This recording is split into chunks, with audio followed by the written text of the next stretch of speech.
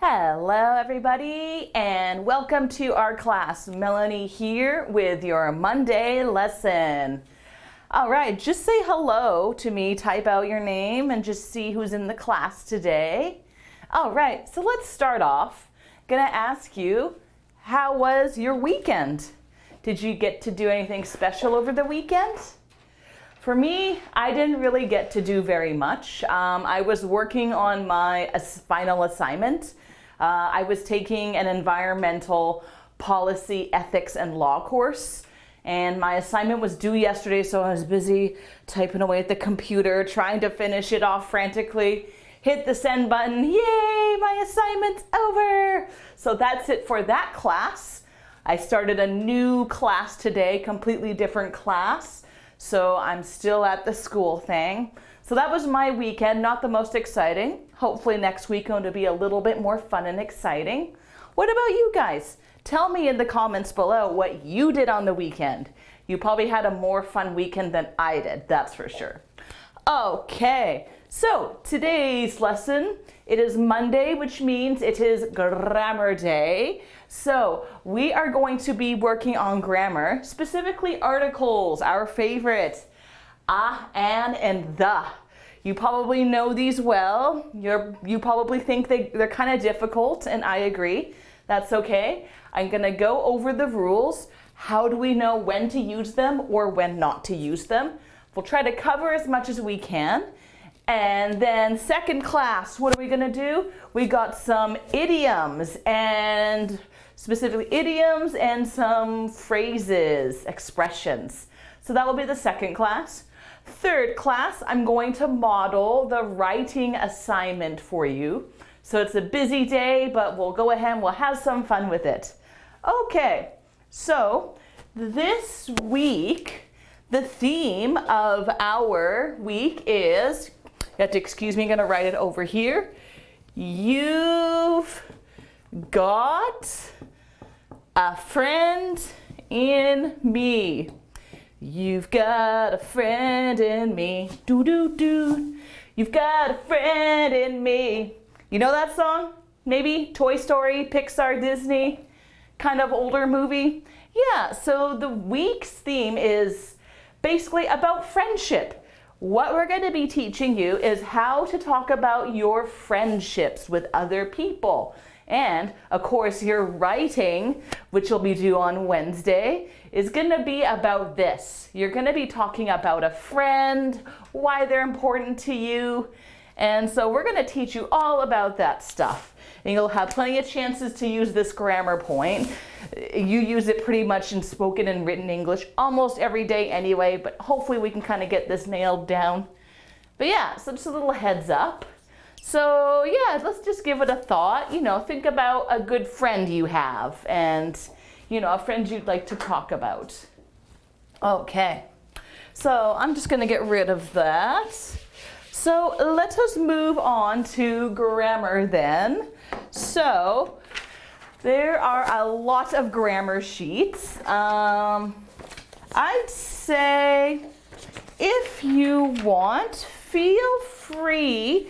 You could pull this sheet out, and I'm writing a graph up here. This is not in your notes. It's kind of similar to this.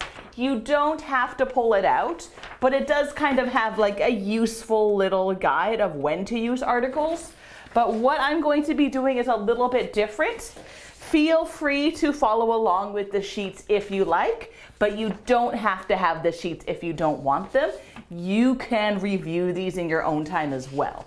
Okay, so what is an article? Well, I did actually, I shouldn't have erased that. You've got a friend in me. Okay, so I erased my example because I'm silly.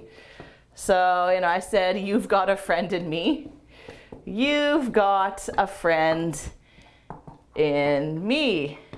So what is an article? It's this little guy here. So an article, it always goes before a noun. So sometimes you're using a, other times you are using the. So let's say, for example, who. So I met a cute cat yesterday. Here's another example. So here is the article. And then the cat's name was Woody. Let's just say that.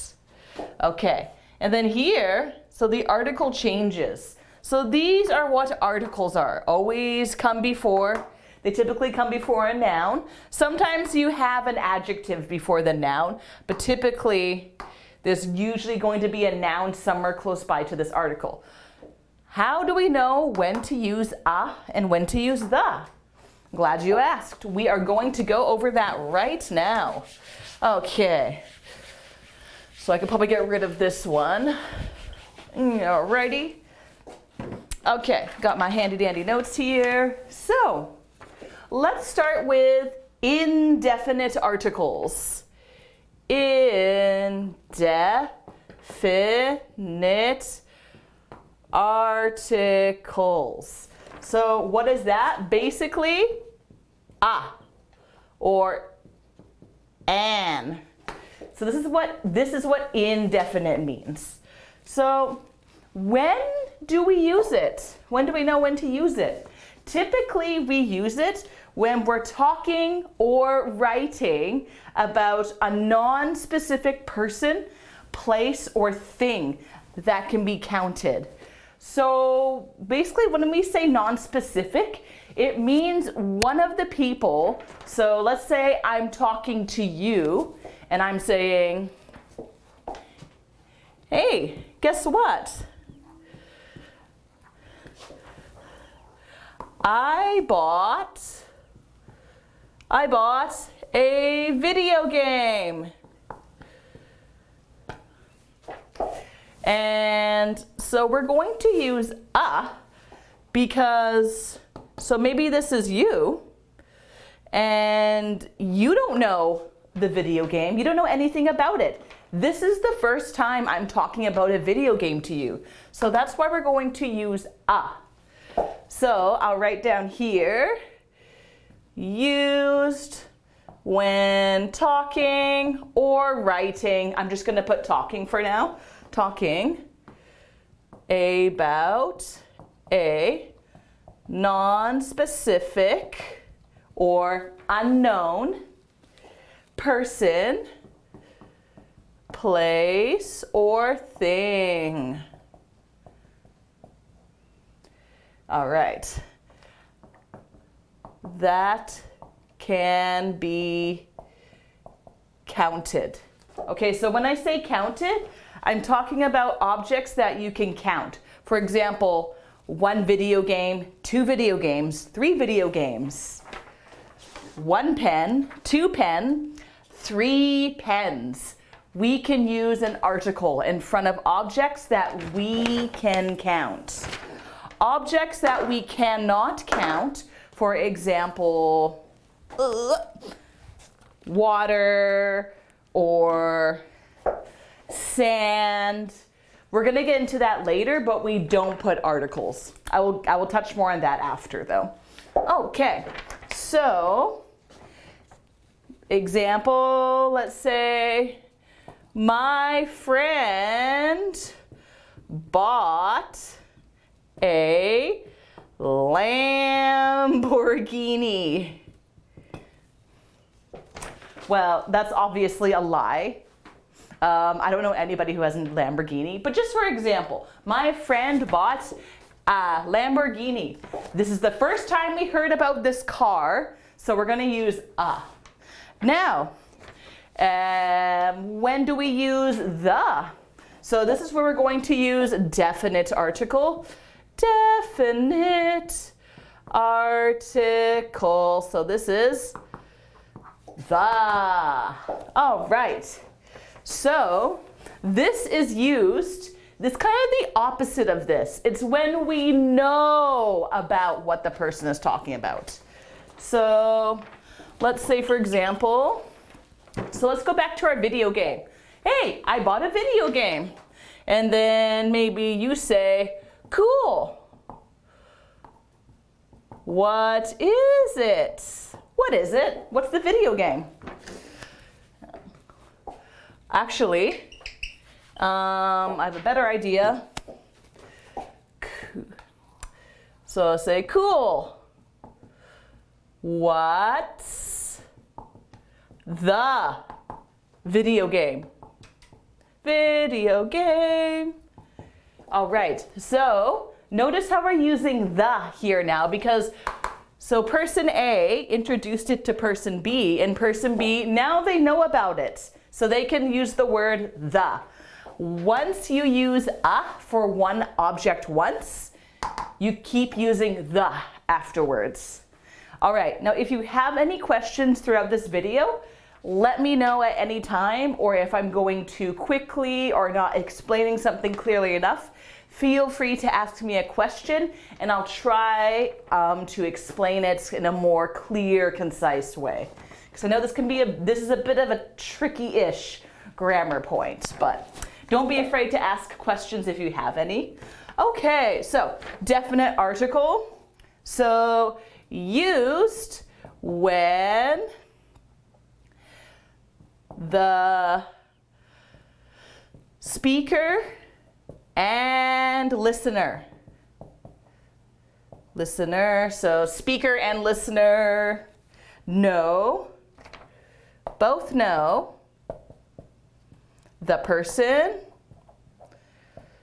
place, or thing being talked about. Being talked about. Okay, sorry that got a wee bit messy. Okay, so let's give another example.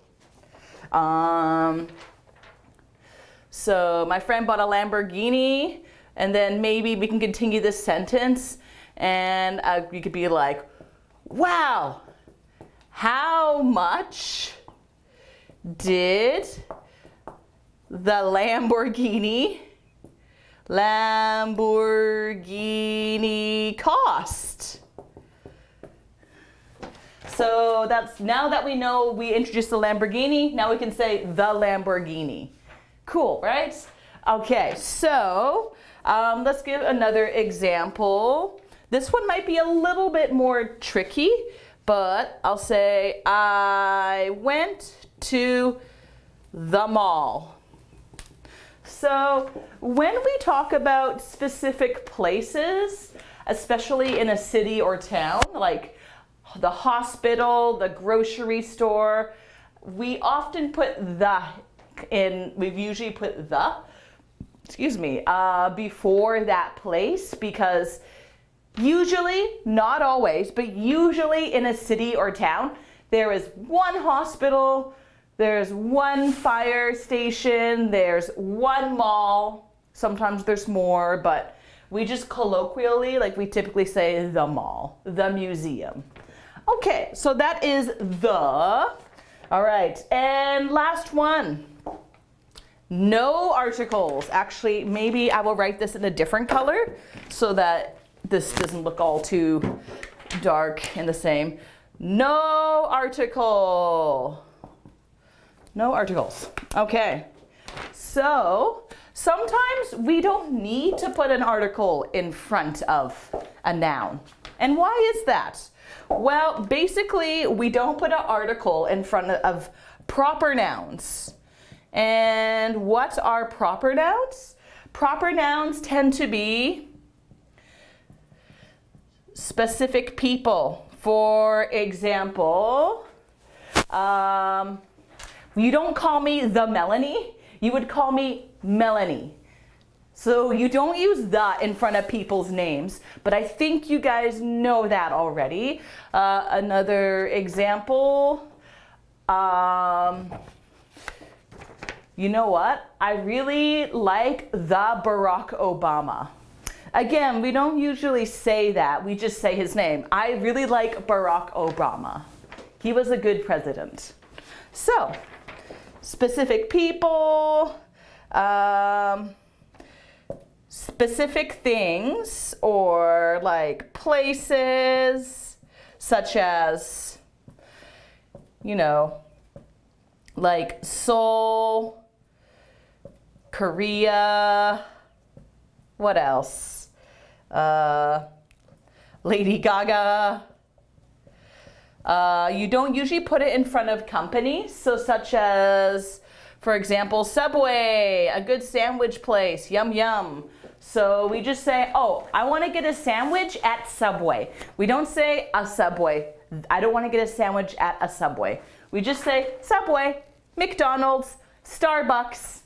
Okay, so here are some examples. Proper nouns.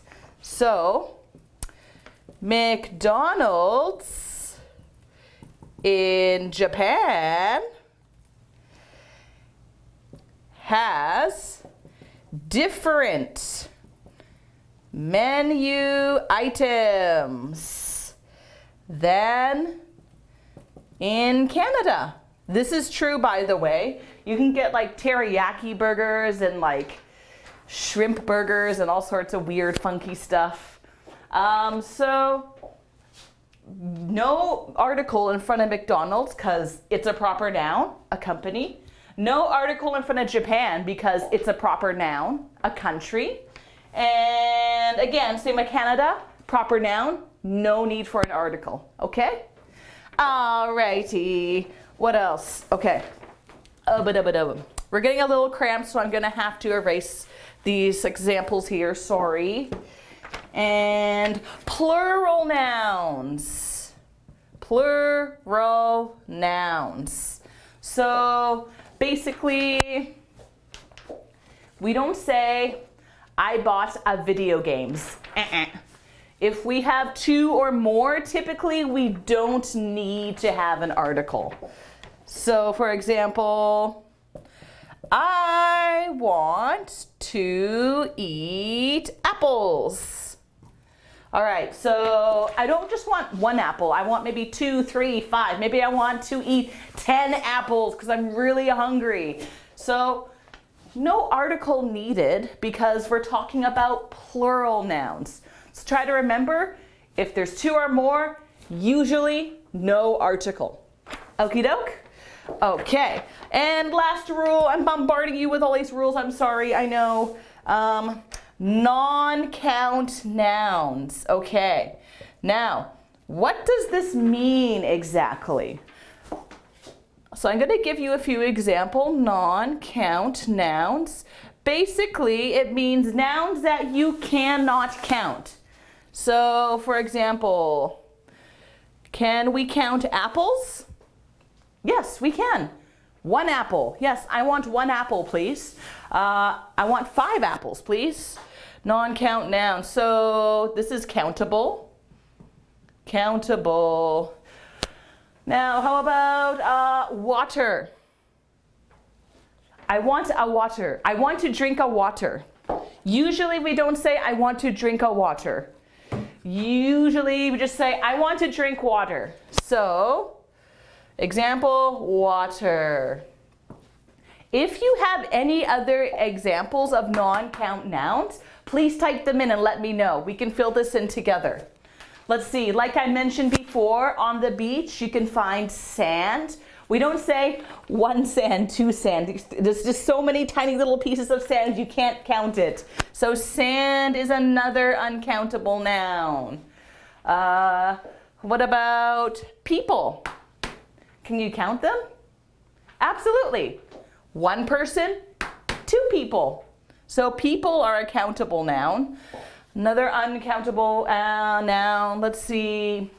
How about air? The stuff we breathe in, oxygen. Air is uncountable. Also, very abstract concepts that you can't touch, like happiness or sadness, loyalty. So, you know, those kind of nouns. You can't count happiness, for example. Okay, so these are just a few examples. There's tons and tons of non-count nouns. So, here is my example, second example. Number 3, I often eat rice and drink water for dinner. I'm not going to write for dinner because I'm lazy and we're running out of space. So I often eat rice, no article, because rice is uncountable. Water, uncountable. Okay, so my friends, these are the rules here. If you would like to take a screenshot or a picture, please feel free to do so. I hope this table was pretty clear and concise and easy to understand. This is just like one kind of simplified way I wanted to show this to you. Again, there are a lot of notes that we have, so please do feel free to refer to any notes in your package, okay? Okay, so I'm going to erase this, and I have a couple of questions for you guys, just to check to see if you understood the grammar and what I wrote. And say goodbye to all these examples. Goodbye, rice and water. What do you guys usually have for dinner? I usually have, well, I don't usually have rice actually, just sometimes. Sometimes I have rice, sometimes I have pasta, sometimes I have a lot of vegetables.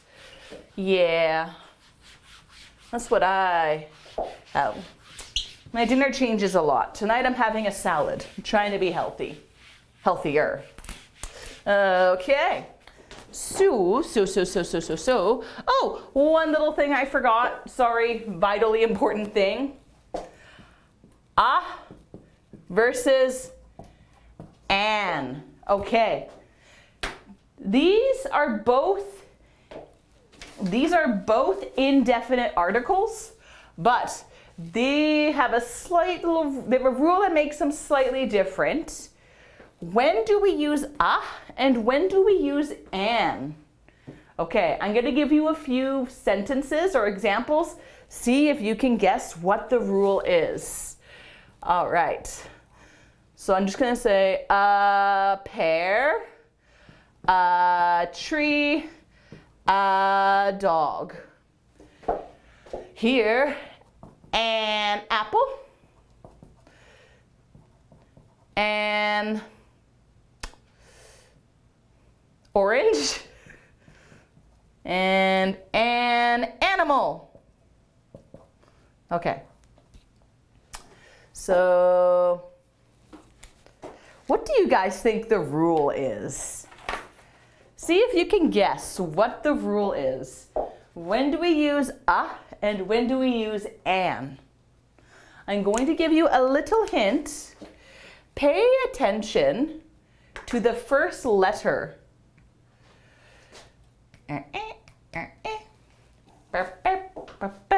Any thoughts? Any guesses about why? Okay, that's all right, no worries. So basically, you'd use a when there is a consonant right after. So P, T, D, these are all called consonants. Consonants. And here, it's when you have a vowel. Vowels. So what's a vowel? Vowel is basically A, E, I, O, U. A, E, I, O, U. And sometimes, but not always, sometimes Y. But typically A, E, I, O, U. So you notice an apple, an orange, an animal. So when you have a vowel, you're going to use an. That's it. It's a fairly simple rule, very small, so just pay attention to it. Now, here is one little thing to be aware of. So let's say we're going to put an adjective in there. So here we have a tree. A beautiful, just a little tree. There we go. Now, let's say this tree, it's pretty, I don't know, it's very sparkly, it's beautiful. Maybe it's huge, you're tiny, and it has like, it's beautiful, like all this awesome stuff. This is not a beautiful drawing, I'm sorry. So now it's not just a tree, but it's an amazing. Ooh. So this is an amazing tree. It's huge, it's beautiful, it's 1,000 years old. This thing is ancient. Okay, so I know the noun starts with a consonant, a T, but look at the adjective. It starts with an A. So what do we need to do? We actually need to put N here. So if there is an adjective and it has a vowel, A-E-I-O-U, you're gonna put N, okay? Any questions so far? Please let me know at any time. Okay, so that kind of covers this part here, A versus N. There's a few more little finicky rules here. I'm not gonna go into them in detail though. Okay, so gonna get rid of this and I'm gonna give you a little bit of a quiz. Don't worry, it's easy. Don't panic. Okay, let's see. What questions have I prepared for you? Okay, so I'm going to write out some sentences like this. For example, yesterday I bought house. Okay, yesterday I bought house. Okay, do I need to add something? So here's what you need to add. So add a, an, or the. Or add nothing. So what do you guys think? Do I have to add, yesterday I bought a house. Yesterday I bought the house. Yesterday I bought house. What do you think? Do I have to add one of these, the, or nothing? I'll give you a moment to think about that. And I'm gonna reiterate what you should do over here. So you can have a or an,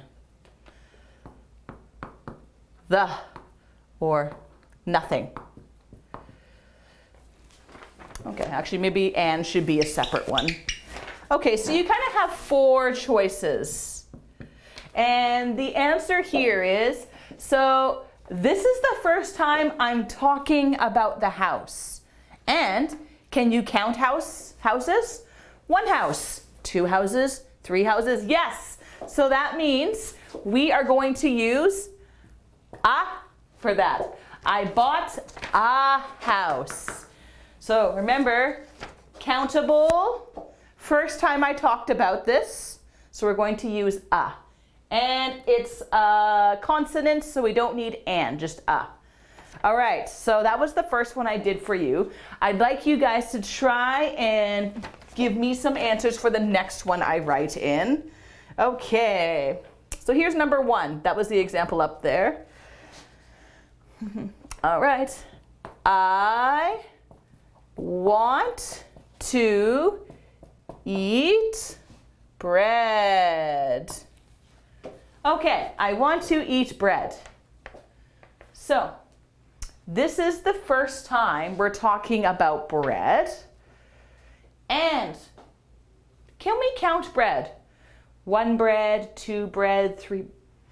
Usually we don't count bread, actually. So bread is uncountable. So does that mean we're gonna have a, and, the, or are we gonna have no article? What do you guys think? Okay, I'm gonna let you think about that. and I'm going to write out number 2 in the meantime. But please type in one of these 4 options, okay? So I'm going to write out number 2. Okay. Do you have book I lent you last week? Question mark. All right. So for number 2, here's what's going on. Let's say this is 2 weeks ago. 2 weeks ago. I'm giving a book. Well, not giving. I'm lending a book to my friend. Yay! So that was 2 weeks ago. And so it's like, here, you can borrow my book. And so 2 weeks pass. 2 weeks later. And I still don't have my book. And so maybe I'm going to ask, hey, do you have book I lent you last week? Sorry, I wrote 2 weeks later. Should have been 1 week later. Okay, let me fix that. 1 week later. Okay, so we both know about the book. So let's say this book, maybe it's at his or her house. So we know of this book. So think about which article we're going to use. And can we count books? 1 book, 2 books, 3 books, 10 books? Yes, we can count books. So think about it. What are we going to use? And I see someone has given an answer for number 1. I want to eat bread. Yes, that is correct. Very good. We don't need an article because bread is uncountable. All right, so we'll just go, we'll just leave it blank. Okay, how about number 2? Do we have any thoughts for number 2? I'll give you another minute to think about it. Please choose and the or nothing. Remember, this book here, both of these people know about it already. We can count books, so choose carefully. Okay, let's get rid of the example and let's get rid of number 1. Number 3. What do we got here? The most important thing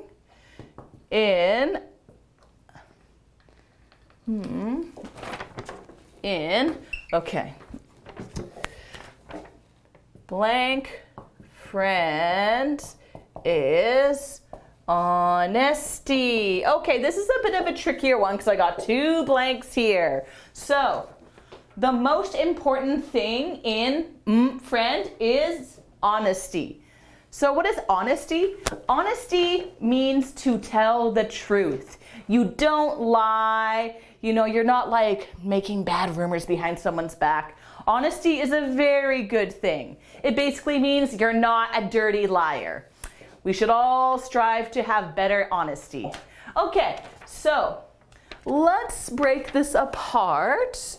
And no answers for number 2. I thought I saw something, but come on guys, give it a try. Number 2, anytime now. I'm gonna go over number 3 and break it down first. The most important thing in friend is honesty. Okay, so let's look at friend. Are friends countable? 1 friend, 2 friends, 3 friends? Yes, friends are indeed countable. So that means we can use an article. Now, do we know this friend? Like, who are we talking about? This isn't someone that we really recognize. This is the first time we're talking about this friend. So which article are we going to use? I wonder. I do see an answer for number 2. Do you have, yes, the book. Thank you. Do you have the book? They both know about the book. It's countable, so that's why we chose that for number 2. All right, now think about number 3. Okay, so Honesty. Can we count honesty? One honesty, two honesty? No, we cannot count honesty. So that means we probably don't need an article. Okay, so type in your answers for number 3 when you have a moment. I'm going to start writing out number 4 in the meantime. Okay, let's see. Here we go. I think number 4 might be my last one for now. Okay, so this is a 2-person conversation. My sister bought blank dog last week. And then person B, so they're being like, cool. Is blank dog really cute? Okay, so let's break this down. My sister bought dog last week. So this is the first time we heard about this dog. It's a new dog. So, and is the dog countable? 1 dog, 2 dogs, 3 dogs. Dogs are indeed countable. So we're definitely going to use an article. And think about whether we're going to use an indirect or a direct article. First time we're talking about the dog. Cool. Is dog really cute? This is the second time we're talking about the dog.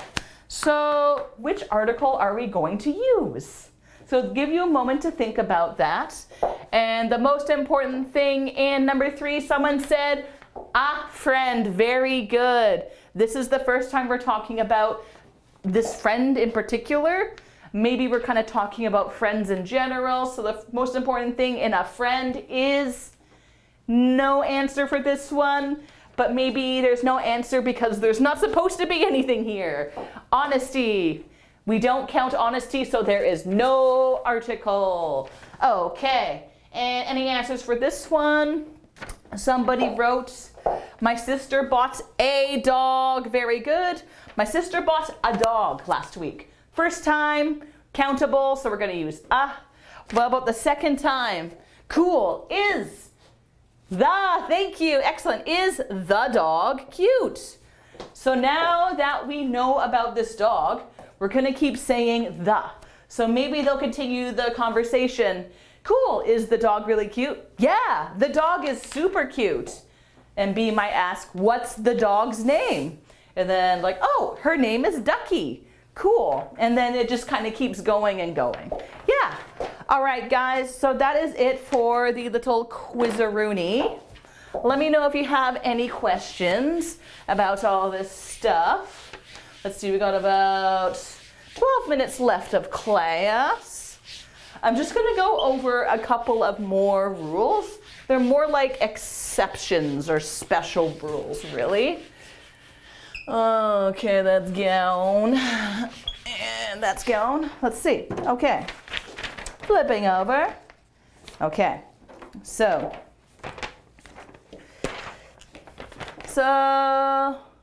let's kind of put like exceptions. Okay, so remember when I told you that for uncountables like water, rice, air, etc. Remember when I said uncountable, don't put an article in front of them?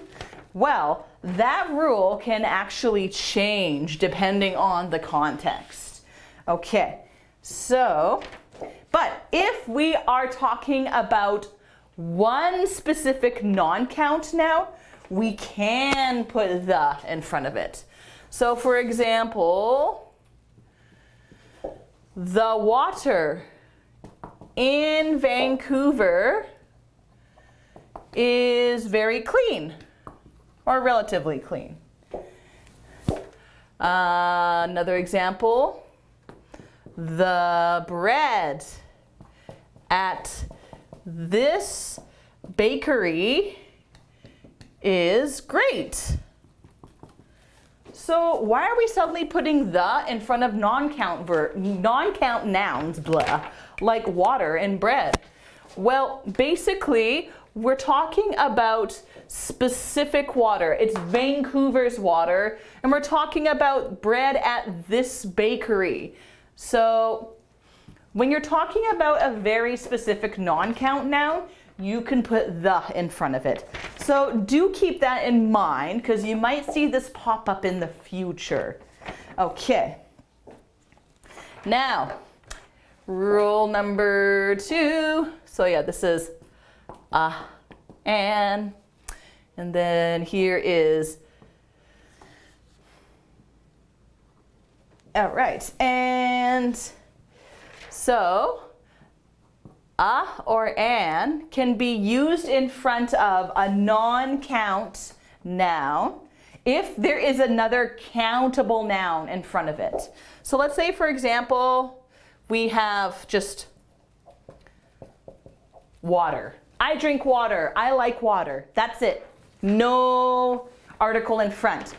But let's say we're talking about this. What is this exactly? It's not just water, but it's inside something. It's inside a bottle. So can we count bottles? 1 bottle, 2 bottles. I have 1 bottle of water. Yes, I have a bottle of water. So a bottle of water. So here, because the bottle is countable, we're going to use a. It can be used for many other things too. Like, for example, coffee, usually not countable. I like coffee. I like to drink it in the morning. So we don't say I like a coffee. I like the coffee. No, we just say coffee. But if we say a cup of coffee, then everything changes. We can count cups. 1 cup of coffee. Actually, no. I have 3 cups of coffee every morning. I probably need to cut down. Okay, so because cups are countable, we use a. So that is the other kind of exception I wanted to point out to you. Sorry, I am not functioning very well today. That was supposed to be the. Boing, my bad, sorry. Okay, so these are some of the exceptions I just wanted to go over quickly. If you do have more questions about this, please feel free to let me know anytime today or later in the week as well. Feel free to take a picture of this if you need to. Let me get mine out of the way first. Okay, I'm just gonna grab a drink of water in the meantime while you take a picture. Or maybe you don't, I don't know. Do what you want to do. Much better. Okie doke. So, I'm gonna get rid of this. Okay. Okay, one more exception. Remember when I told you, when we first introduce an object, we usually say a, and then we say the. So for example, I know we were talking about that fancy Lamborghini that my friend bought the other day. So I was saying, guess what? My friend bought a Lamborghini. Wow, how much was the Lamborghini? So first I used a, then we used the because we knew about it. Now, we can start off saying the right away if there is only one thing we are referring to, like something really well known. So for example, don't look at the sun for too long. Basic advice, if you look at the sun for too long, your eyes get blind and then you can't see. Now, how many suns do we have? Just one. And everybody can see the sun. Everybody knows about the sun. So that's why we typically just say the sun. We don't say a sun because there is only one sun. So that's an exception. So we use this for things like the sun, Also, when we talk about the weather, so for example, the weather today is kind of cool. Tomorrow, the weather should be really sunny. So we're kind of only talking about one weather, specifically in Vancouver. I think I have another example. Oh yes, please close the door behind you. So this is perhaps when somebody comes into the room, you said, oh, can you please close the door behind you? Thanks. So there's only one door that you came in. You didn't come through like 10 doors. You just came through one door. There is only one door that you can close. So that's why we're going to use the. So this was another exception that I want to talk about. So I know it's kind of like a lot to swallow, all these rules that I've been throwing at you left, right, and center. But I hope you've been able to kind of get the gist of what I've been explaining. Again, there are still notes that you can go over in your free time, and hopefully that can help you to kind of get used to the grammar that we're working on this week.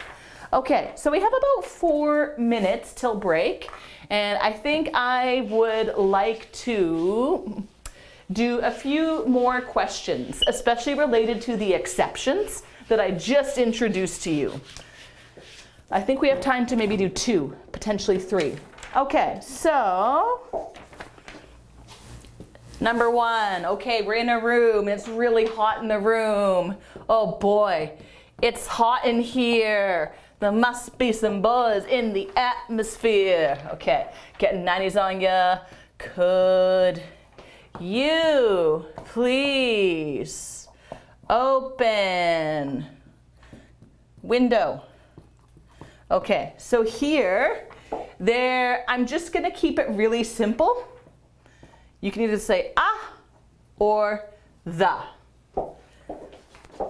What do you guys think is the answer? So we're in a room. It's hot. Can you please open window? Maybe there's just like one window, and we all know the window. We're looking right at it. So what are we going to put in the blank? Please type in your answers now. Okay, I'm gonna write down number 2 in the meantime. Number 2, I love to look up at the moon at night. At night. Okay. I love to look up at moon at night. So how many moons do we have? There's only one moon. We all know about it. We all look up at it. So what do you guys think? Are we going to use a or are we going to use the? Type in your answers and let me know. Okay, I see somebody has given it a try. It's hot in here. Number 1, could you please open the window? Yes. There is one window in this hot room, so we're going to open the window. So give me some answers for number 2 if you got any. Let's see. No answers. Going once, going twice, 3 times. That's okay. So like the sun, we only have one sun up in the sky and we have one moon up in the sky. So we're going to say, I love to look up at the moon at night. So I'm afraid that's all we have time for these questions, guys. Again, if you have any questions about grammar, feel free to let me know at any time during the lesson today. So we're going to go for a quick 10-minute break, and we're going to move on to some idioms and expressions related to friendship. So that should be a lot of fun. All right, I hope you guys have a wonderful break, and we'll see you in 10 minutes. Have a good one. Bye.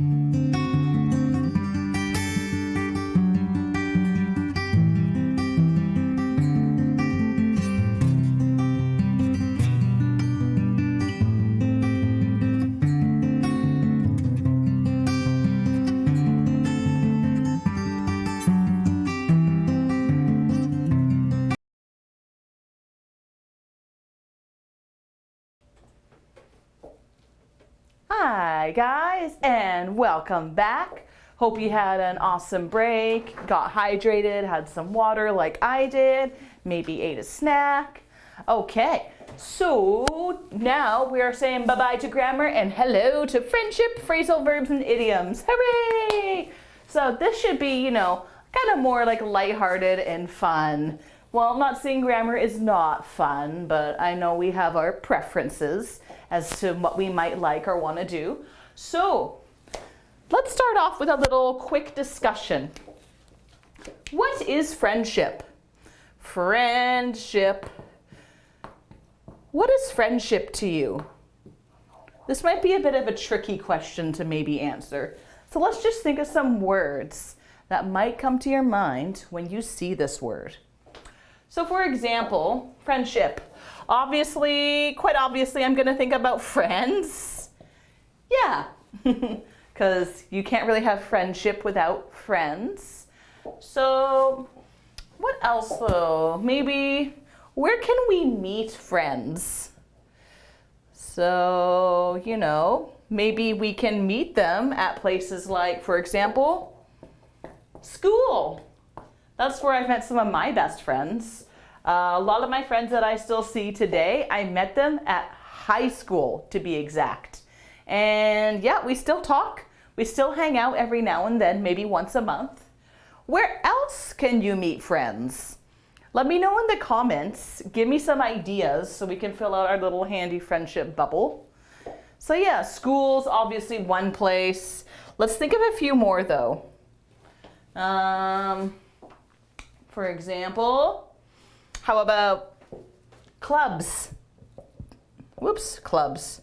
So maybe in high school or university you had some clubs. Like for example, in college, I joined the French club and I met a couple of friends there. I don't see them anymore, unfortunately, but I was still able to make some pretty good friends while I was in university. So clubs, maybe you could meet people through other friends. So what does that mean? Maybe your friends, for example, they had a party and they invited a lot of their friends along. And then maybe you see one of their friends and you talk to them, you really hit it off and you become great friends. So that's totally another way. Okay, so I'm gonna move on. If you have any more ideas, let me know in the comments. What about, sometimes you can, what kind of things, like activities? Whoosh. So, I don't know, for example, you can talk to friends. That's a pretty obvious one. What else can you do with friends? Maybe you could exercise together. I used to do that. Exercise. I had a friend I did this with a lot. She moved away, unfortunately, so we can't really exercise together anymore. You could do things like shopping, walking. That's a pretty simple one. Or maybe take a vacation together. So yeah, there's all sorts of things you can do with your friends. But it's not all happy, good stuff. Sometimes, so we'll put a sad face here. Maybe sometimes you get into arguments or fights. So maybe you'll fight, you'll have a disagreement, and then you might not talk to each other. But then maybe you make up. So to make up means you kind of forget it, like you said, okay, we had a disagreement, but that's in the past, let's move on and be friends again. That's what make up means. So obviously there's lots of things, there's usually a lot of good positive things with having a friendship. You can do so many activities together, you can talk to them. And sometimes talking to someone makes you feel better. And then there could be not so good things like arguments, but hopefully that doesn't happen too often. Okay, so that was just a little exercise just to introduce us to friendship. So now that we got that out of the way, let's move on to our idioms and phrasal verbs. So I would like you to pull this out, please. I would like you to take this And let's start with the friendship phrasal verb side, okay? So please pull this out while I erase the board. And we'll say farewell to all these friendshipy words. What do you like to do with your friends? So I like to sometimes go for coffee with my friends. That's fun. Or go hiking. I love to go hiking with my friends. I usually have fun with that. Okay, so that's out of the way. And let's begin. First one, count on. Okay, count on. Okay, I'm not going to write out the definition because you do have the definition here. But count on basically means to depend on someone when you want something or expect something. So if you have a friend you can count on, they're probably a very good friend. So for example, when I'm feeling sad, I can always count on my friend to help make me feel better. Feel better. Okay. So for example, maybe I had a very bad day and I'm not feeling so good. So maybe I call up my friend and I say, hey, how you doing? Yeah, I'm okay, just had a bad day, you know. And then maybe my friends, they'll talk to me, they'll tell me some jokes and then I laugh, ha ha ha. And I feel better. I can always count on my friend to help me feel better when I'm sad. So that is one way you can use count on. All right, so let's move on to the next word. Hang out. Okay, hang out. Oh, this is a verb that I like to use a lot. I use it quite often. So basically it means to spend time with someone in a place. It's almost kind of slangish, but friends use it a lot. Sometimes when people want to go out on dates, especially younger people, sometimes they'll invite someone out being like, hey, you want to hang out or something? Not very direct, maybe not a good way to ask someone out on a date. Nevertheless, people do it. But this is better to use amongst friends. So let's say, for example, let's see, I'm hanging out at my friend's house, hanging out at my friend's place tomorrow. Very simple, very boring sentence. Basically, it means I'm going to go to my friend's house. What are we going to do? I don't know. Maybe we'll watch TV, maybe we'll talk, maybe we'll cook. Who knows? But hang out, usually that means there's not always a definite plan in mind, but this is a good phrasal verb that you're going to hear in English very often. Okay, so now that those are out of the way, while I'm teaching you guys this, I'm going to sprinkle in some discussion questions, and I'd like you guys to answer these discussion questions. Okay, so I'm going to erase this. Count on.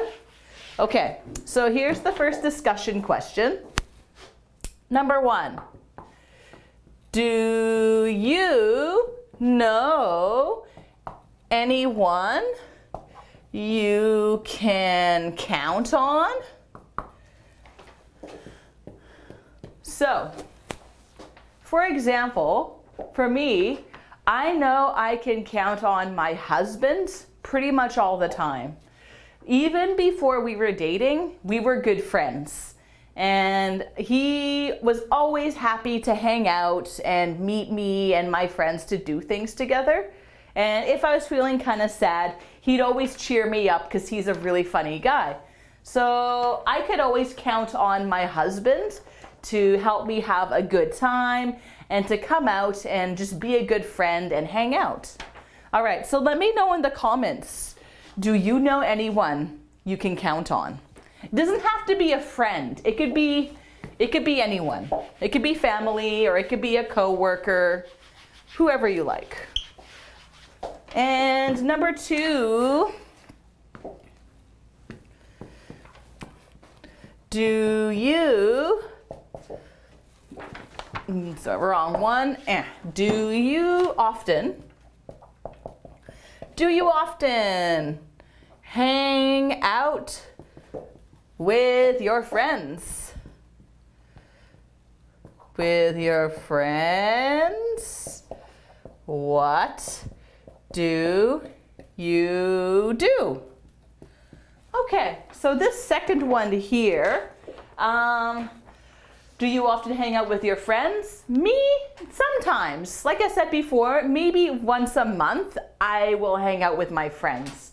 And what do? Usually we might go to someone's house, or we might go to the park and hang out, or maybe we go out for dinner.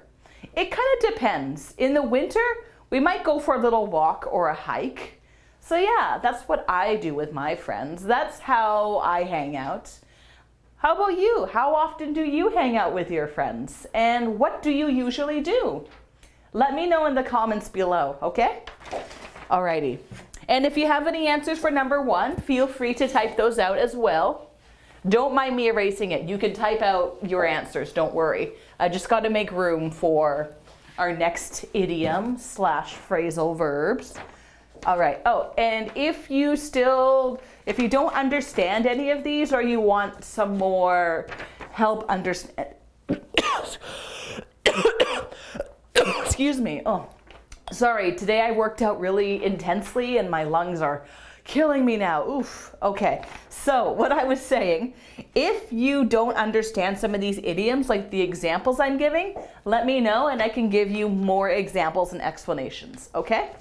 We're not going to do every single one because we have some on the back as well, and there's no way we can get through all of them. So I'm just going to do like 6 from this side and 6 from this side, probably. Okie doke. All right. What's next? Look up to. I like this one. Okay. Next idiom / phrasal verb. Phrasal verb. Look up to. Okay. I feel like we did this one like maybe 2 weeks ago. In one of our electives. To look up to someone, like literally, it's kind of like this. But figuratively, it means like you really admire somebody, like, and you respect them. So here's my example. I really look up to my older sister. My older sister. Okay, why do I look up to my older sister? Because she is so confident. She's very strong. She's not afraid to say no if she doesn't want to do something. And she's not afraid to say her opinion. That's what it means to be confident. She is so confident and funny. She always makes me laugh. So that is why I look up to my older sister. So that is what look up to means. I'd like you to think about someone you look up to, because I'm going to ask you a question about it in a few moments. All right, let's get rid of this question. Farewell. Okay. Fall out. Okay. Fall out. So obviously, literally, fall out means like, bleh, like, you fall. So think about, like, figuratively, maybe you have 2 friends. When you fall out of a relationship, it means maybe you're not talking, you got into a fight, and you don't see each other anymore. So basically, it's not a very good thing, unfortunately. It happens. So to fall out, that means, okay, now I just told you. So I'm supposed to give you an example sentence now. I once fell out. Yes, I once fell out with one of my friends because she called me a horrible name. This is not true, by the way. I'm just making this up. Luckily, I haven't really made friends with super nasty people, but it does happen. It does happen. So basically, let's pretend, my friend, we're talking, and she calls me something really mean, really nasty, and I'm like, hey, that's not cool. You can't call me that. Like, that's really rude. And maybe they're like, I don't see what's wrong with it. Like, it's just a joke. Calm down. No, like, that was not okay. Like, that's horrible. I don't want to talk to you anymore, okay? I'm sorry. See you later. And then maybe we don't talk for like 1 week, 2 weeks, turns into months. Maybe we don't talk for a long time. But sometimes, maybe usually actually, good things can happen. You might fall out, but you can make up. And what does make up mean? It means to forgive someone. So think of it as like, here's the fallout. So you have an argument and not happy. So you have a fallout and you don't talk to each other for a long time. Goodbye. Maybe you don't talk to each other for days or weeks or months or maybe years. But when you make up, then you're going to, maybe you apologize. Ooh. So this person, they says, I'm sorry, I was a jerk. Me too. Okay, let's be friends again. That is what it means to make up. So let's continue with this fallout story. So I once fell out with one of my friends because she called me a horrible name. However,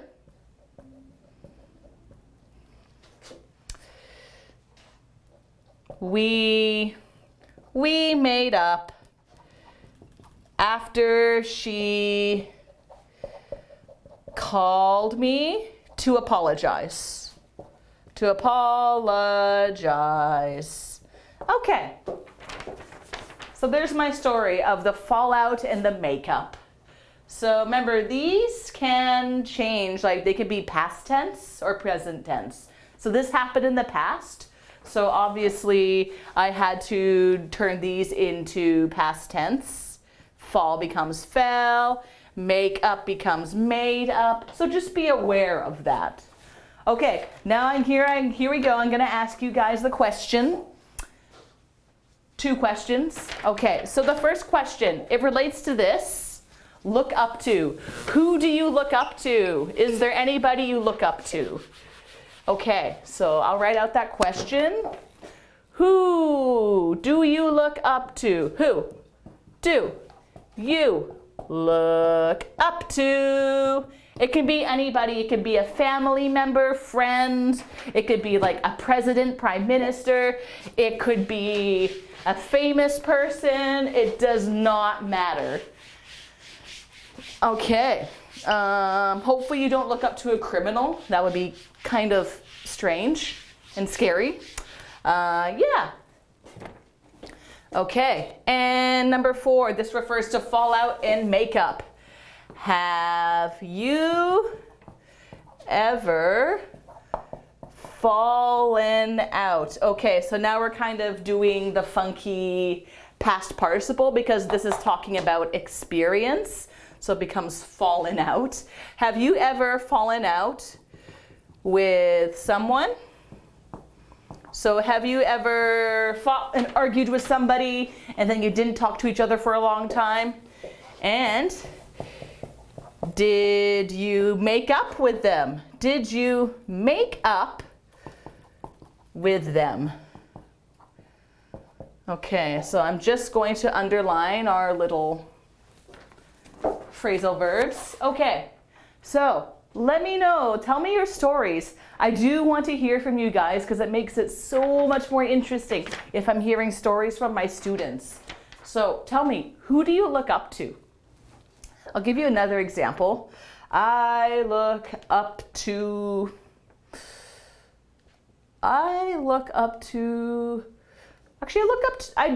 up to my husband quite a bit. He's very independent. he was able to buy his own apartment, and he has a very difficult, whoopsies, sorry, totally dropped that, Butterfingers. He has a very difficult job, and he has, like, it's not easy, but he's very strong, and he still goes ahead and tries to do the best he can at his work. And yeah, he still manages to smile every day and be really sweet. So I look up to him. I hope I can kind of be like him and be a really hard worker and be independent. Who do you look up to? Let me know in the comments. And how about the falling out with someone? So true story, I did fall out with somebody a bit because it was kind of my fault. I got in trouble with their mom because I taught them some not so very nice words, and so I got in trouble because my friend told me I taught her those words. My friend told her mother about the bad words that I taught her, so I decided not to talk to her again. 8 months later though, we did make up. I called on the phone, said I'm sorry, and I said I want to be friends again. And yeah, we stayed good friends for a while. Okay, let me know your stories in the comments below. They don't have to be long sentences or long stories. Just a few words is fine. Okay, so I got 2 more phrasal verbs I want to teach you. Say goodbye to our friends who made up. Okay, put down. Put down. So what does put down mean? So basically, when you put down someone, it means you say bad things about them, like you insult them. So maybe this person is saying mean things, like, for example, you're ugly, and this person doesn't feel very good about that. So he is putting down this person. He's insulting him. And there's not much of a reason. It's pretty awful. I really don't like people who do this. It's one of my pet peeves is people who put down others. So, for example,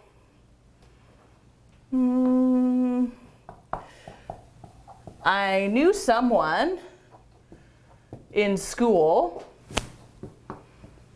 who used to put down others all the time. All the time. He was such a bully. You guys know what a bully is, right? Like, this is kind of a bully. Like, sometimes they can physically hurt you, but they can also emotionally hurt you. So this is my example here. I knew someone in school who used to put others down all the time. He was such a bully. This is true, by the way. I knew somebody in elementary school. He would put down other people, including me. He was pretty awful. I hope that he's grown up and become a nicer person, but I don't know. I don't keep in contact with him. So yeah, unfortunately, this happens. This is a negative word. It's sad when it happens, but it does happen. Okay, so that is put down. Okay, and the last phrasal verb I want to teach you is put up with. Okay, now I know we have put down, put up. Now, I know it might seem like they're the opposites, but it's not the opposite, so be careful. So to put up with, so basically it means, excuse me, sorry, coughing again.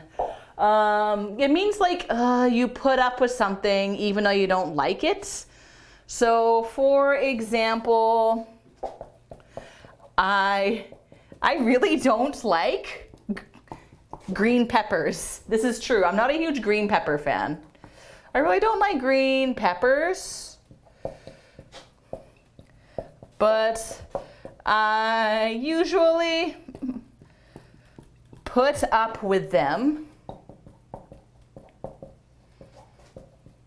and eat them if they're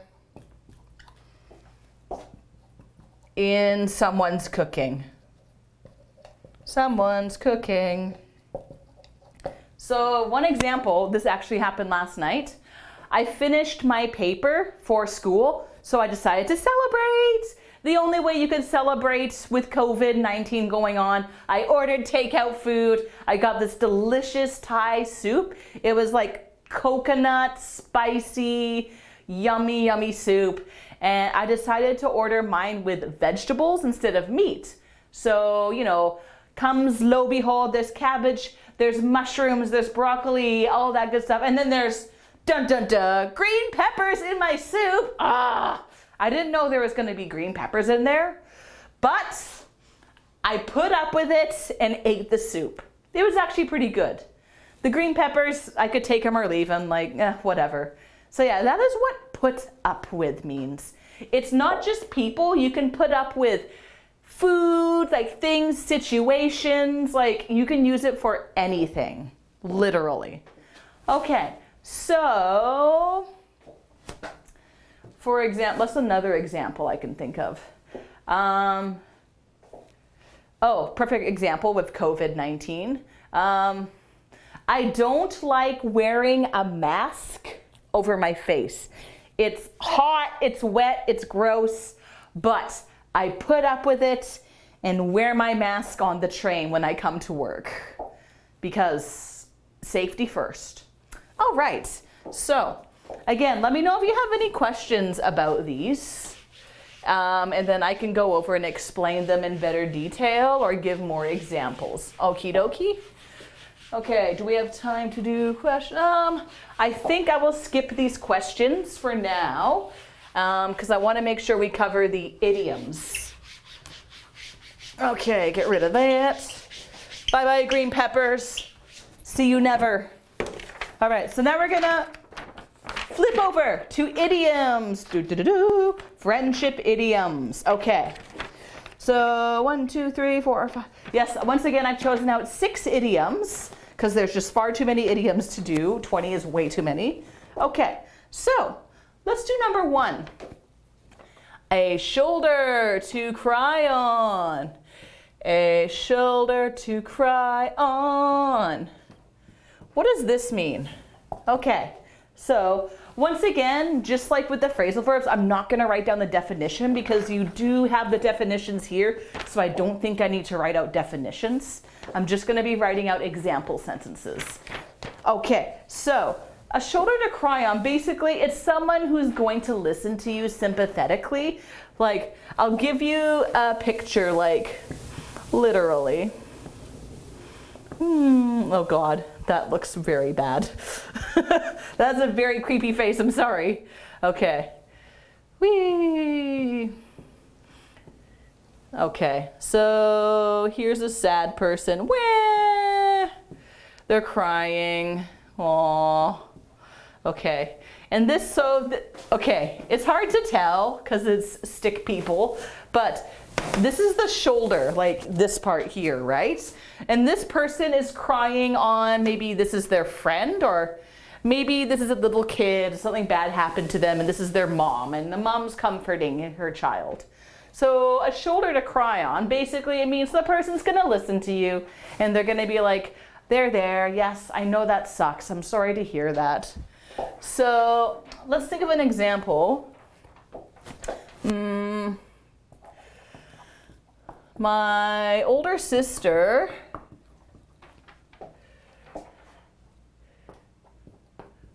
was usually a good shoulder to cry on.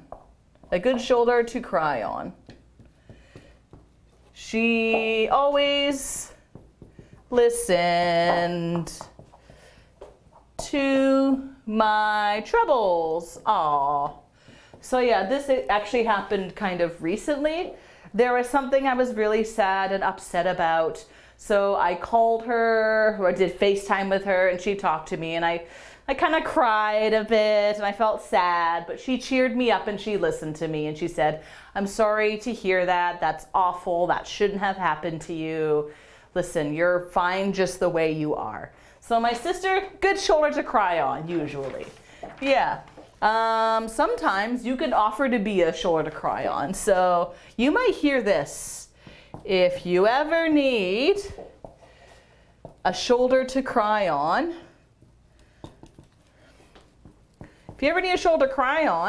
you can count on me.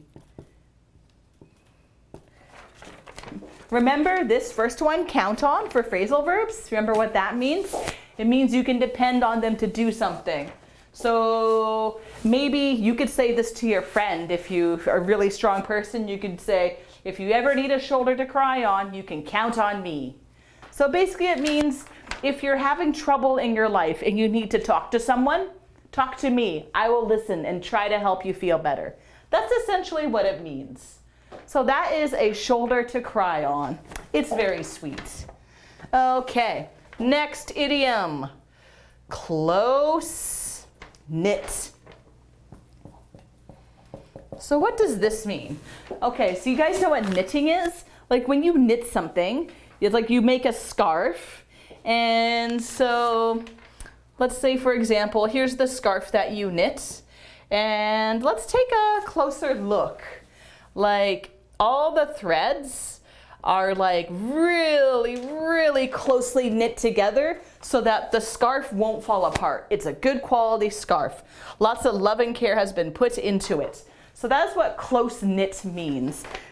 Literally. Figuratively, close knit means to be very close to someone. So for example, back in high school,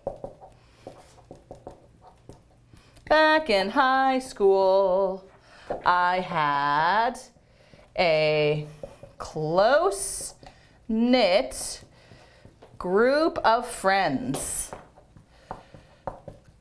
Close-knit group of friends I would eat lunch with every day. This is true, by the way. These are the friends from high school that I'm still friends with. Maybe we're not as close-knit anymore, but still good friends. But yeah, back then, we were a very close-knit group of friends.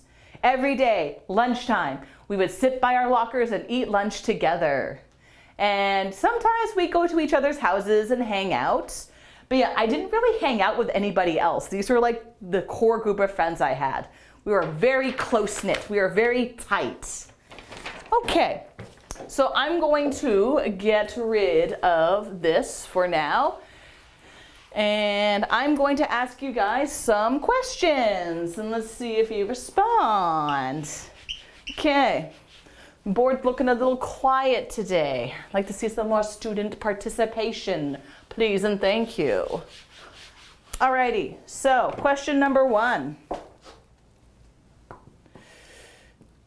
Do you know anyone who can be a shoulder to cry on? A shoulder to cry on. Okay, so this question, basically it's asking, is there anybody you can do this with? Like, if you're having trouble and you want someone to kind of listen to you and help you feel better, do you know anyone like this?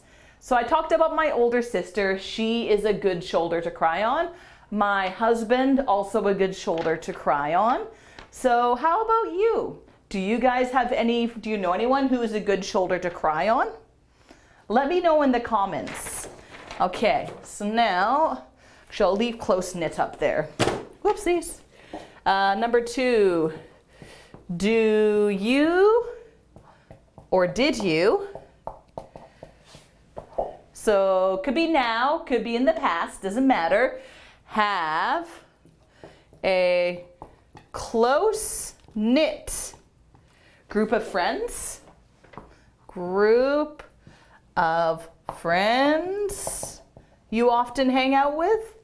Okay, so again, this could be present tense. Maybe now you have a close group knit of friends, or maybe in the past you did, doesn't matter. Let me know. I want to know if you have a close-knit group of friends, maybe in the past or now. Let me know in the comments. Okay, I'm gonna get rid of this bottom one here. Excuse me. My lungs did not like me exercising today, apparently, which is kind of silly because Exercise is supposed to be good for the lungs. Okay, and let me just drink some water. Okay. Right. Moving on. Okay, I'm gonna get rid of number 1 as well, actually. But if you have any comments about these questions, please let me know. Please give me some answers. Okay. We're gonna do next, number 5. It's through, thick, and thin. Through, thick, and thin. So what does this mean? What does this mean? So if you are friends with someone through thick and thin, this means that you are going to be good friends with someone no matter the circumstances, no matter what. Through the good times, through the difficult times, you're still friends with them. So let me think of an example. Let's see. Say, don't worry. I'll be by your side. I'll be by your side through thick, not tick, thick and thin. That's embarrassing. Through thick and thin. So actually, when you think about like when you get married, marriage vows, they kind of mention something like this. They say things like, I will be your partner for better or for worse, through sickness and through health. So basically it's saying, I will be your husband or I'll be your wife through thick and thin. So through the good times and the not so good times. So that's what it means, through thick and thin. So if you have a friend who's been with you through thick and thin, they're a good friend. Keep them. Don't let them go. Okay. Let's get rid of question number 2. And next we have, to bury the hatchet. Okay. To bury the hatchet. This is a good idiom. To bury the hatchet. Okay. What's a hatchet? You may or may not know this, but it's basically like a small axe, and usually you use it to chop wood. So this is a hatchet. New words. I'm going to put that under our new words. Okay, we got hatchet. And I think we had another one as well. Honesty. That was another one that we talked about today. Honesty. Okay, so this is a hatchet. So to bury the hatchet means essentially to end an argument. So remember I was talking about falling out and making up before? This is similar to make up. So similar to make up. Make up. So you're getting rid of a conflict. So let's say, for example, you're angry. So there's like kind of like a literal, like when you're angry, maybe you have hatchets and you're attacking each other, but maybe you don't want to fight anymore. So what you're going to do is you're going to bury the hatchet. Woo, here's a shovel. And the hatchet is now underground. And you guys are friends again. Yay, everything's better. So that's what bury the hatchet means. Okay, so now let me think of an example to give, a good example. So, to bury the hatchet. So, my friend and I were in an argument. For months. Maybe we were fighting about something silly. Maybe we both saw a cute guy. I liked him. She liked him. We got in a fight. We were angry because we both wanted to date the guy. But eventually we buried the hatchet and forget about it. It's like, you know what? Forget the guy. This is dumb. Let's just keep staying friends and not fall out over some guy. Not a true story, by the way. Okay, so my friend and I were in an argument for months, but we decided to bury the hatchet. Bury the hatchet. And make up. Make up. Yay. Okay. So our argument had a happy ending. Good. All right, so that is what bury the hatchet means. So fights happen, but there's always ways you can fix them. Okay, so feel free, again, if you want to take pictures of the notes or if you're writing out notes, go ahead and do that. Let's see. I think I will ask you guys a couple of conversation questions. Or maybe I should just move on to the next idiom. You know what? I'm going to move on to the next two idioms, and if there is time, I am going to ask you some conversation questions. Okay. Okay, last two idioms. Number 15. To hit it off. To hit it off. Okay, so what does hit it off mean? Basically, it means when you meet somebody, you immediately find yourself, you get along with them, you really like each other, and you can talk and laugh. Maybe like this. So imagine if you're like this, like within the first 5-10 minutes of meeting each other. It's pretty cool. So that's when you hit it off. So I'll give you an example of my own. I really hit it off with a friend from one of my classes in university. We are still friends today. Yeah. Okay, so this is a true story actually. So in one of my university classes, there was someone I was sitting next to, and we started talking. I think I had to, okay, this is what happened. I didn't do my homework, so I had to copy her homework. Not a good thing to do, by the way. Shouldn't do that. But she was very nice and like really chill about it. And her and I, we started talking and discovered we had a lot of things in common, and that we were taking 2 classes together actually. And so we had so many things to talk about, and we really hit it off. We just really connected. For me personally, it's not easy for me to hit it off with people the first time I meet them. But maybe that's how it goes for most people. You don't just instantly really get along with everybody you meet. For me, it takes a bit of time to get to know people and really become their friends. All right, and last idiom, to see eye to eye with someone.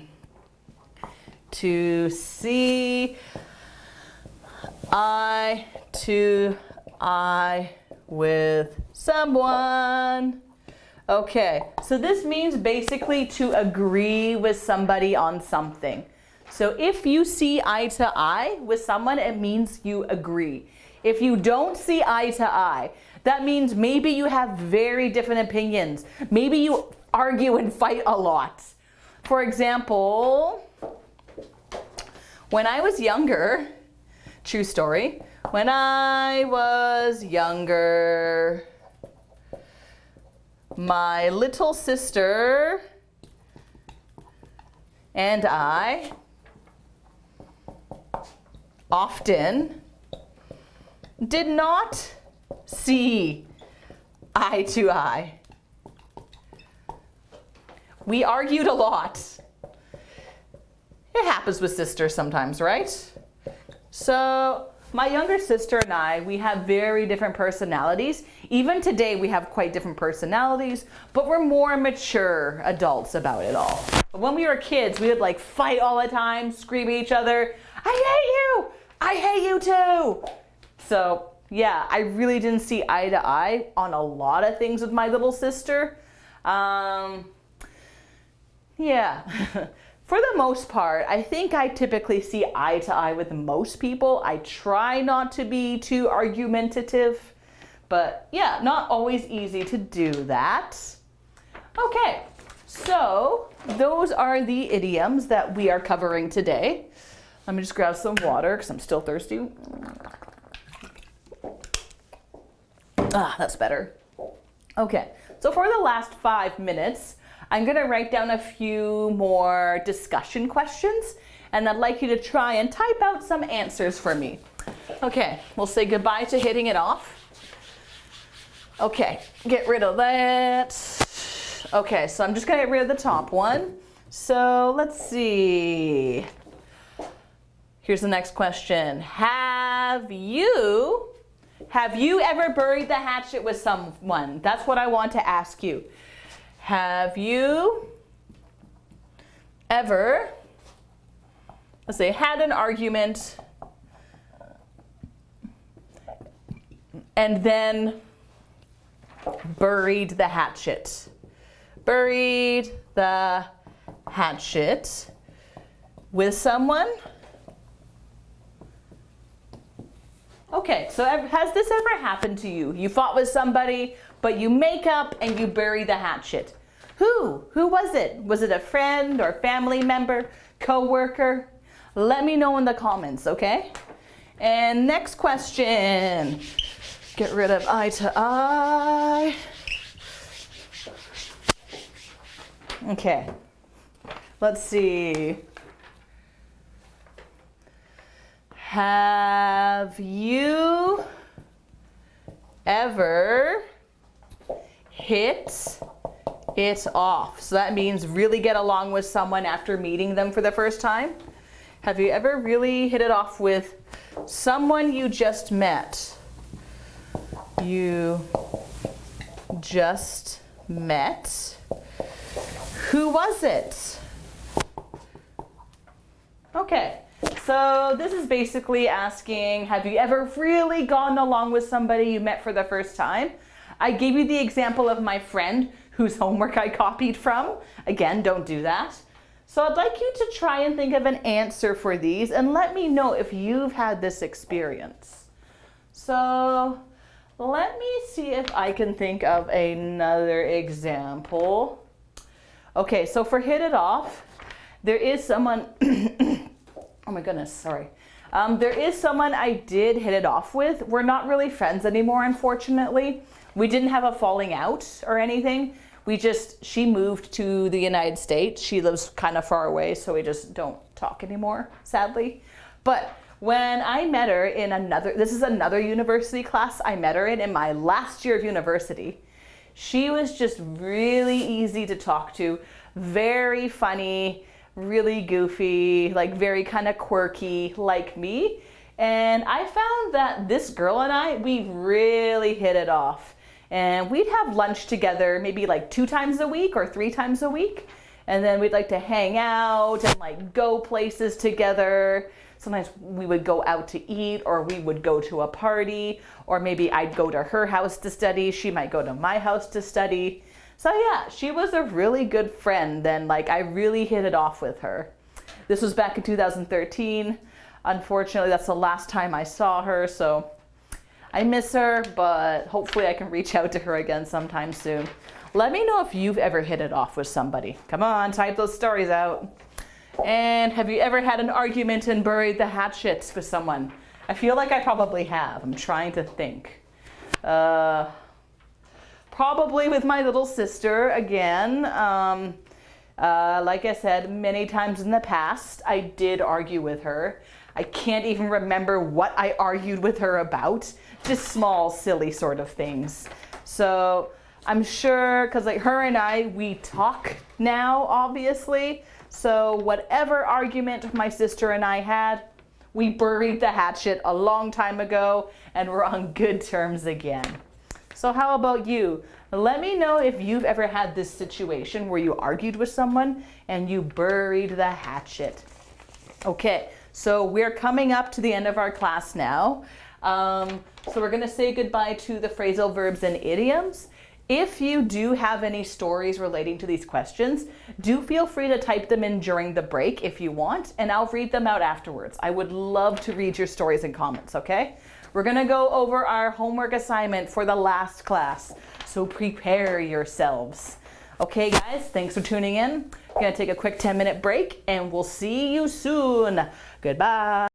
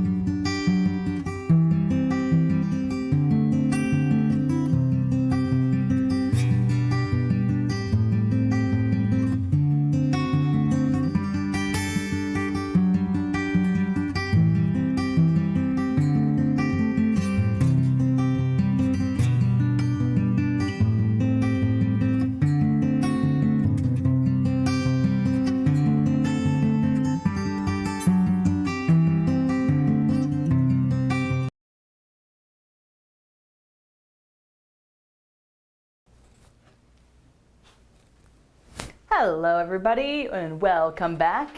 Here we are with the last part of today's class.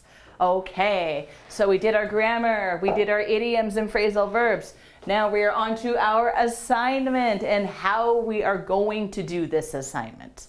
Okay, so for those of you who are taking the class and have been submitting your assignments, first of all, thank you. And you are probably well familiar with the assignment format and what we would like you to do for your assignment, but I still want to walk over some of the rules just in case. Okay, so what are the rules? Okay, so instructions. Please make your writing about 4 to 5 paragraphs long. Paragraphs. Okay, so I don't want nothing super tiny short, okay? So 5 paragraphs. Let's see, here's an example. Okay, so this is kind of, so it'll be like, this is 1, 2, 3. This is about 4-ish paragraphs. The example I'm giving today, it's really long. We're not going to cover all of it, obviously. But yeah, your assignment will probably be roughly about 1 page long, most likely. So try to make it about this length-ish, okay? And what else? I also want you to practice your grammar. This will probably be pretty easy to put in your assignment. So use this week's grammar. Use this, oof, boy. Come on, Mel. Oh. All right. Use this week's grammar. Okay, there we go, grammar. So basically that's articles. There we go. Articles. So this is the grammar. So that's basically a, and, the, or no article sometimes. Sometimes there's no article. Okay, so that's the grammar.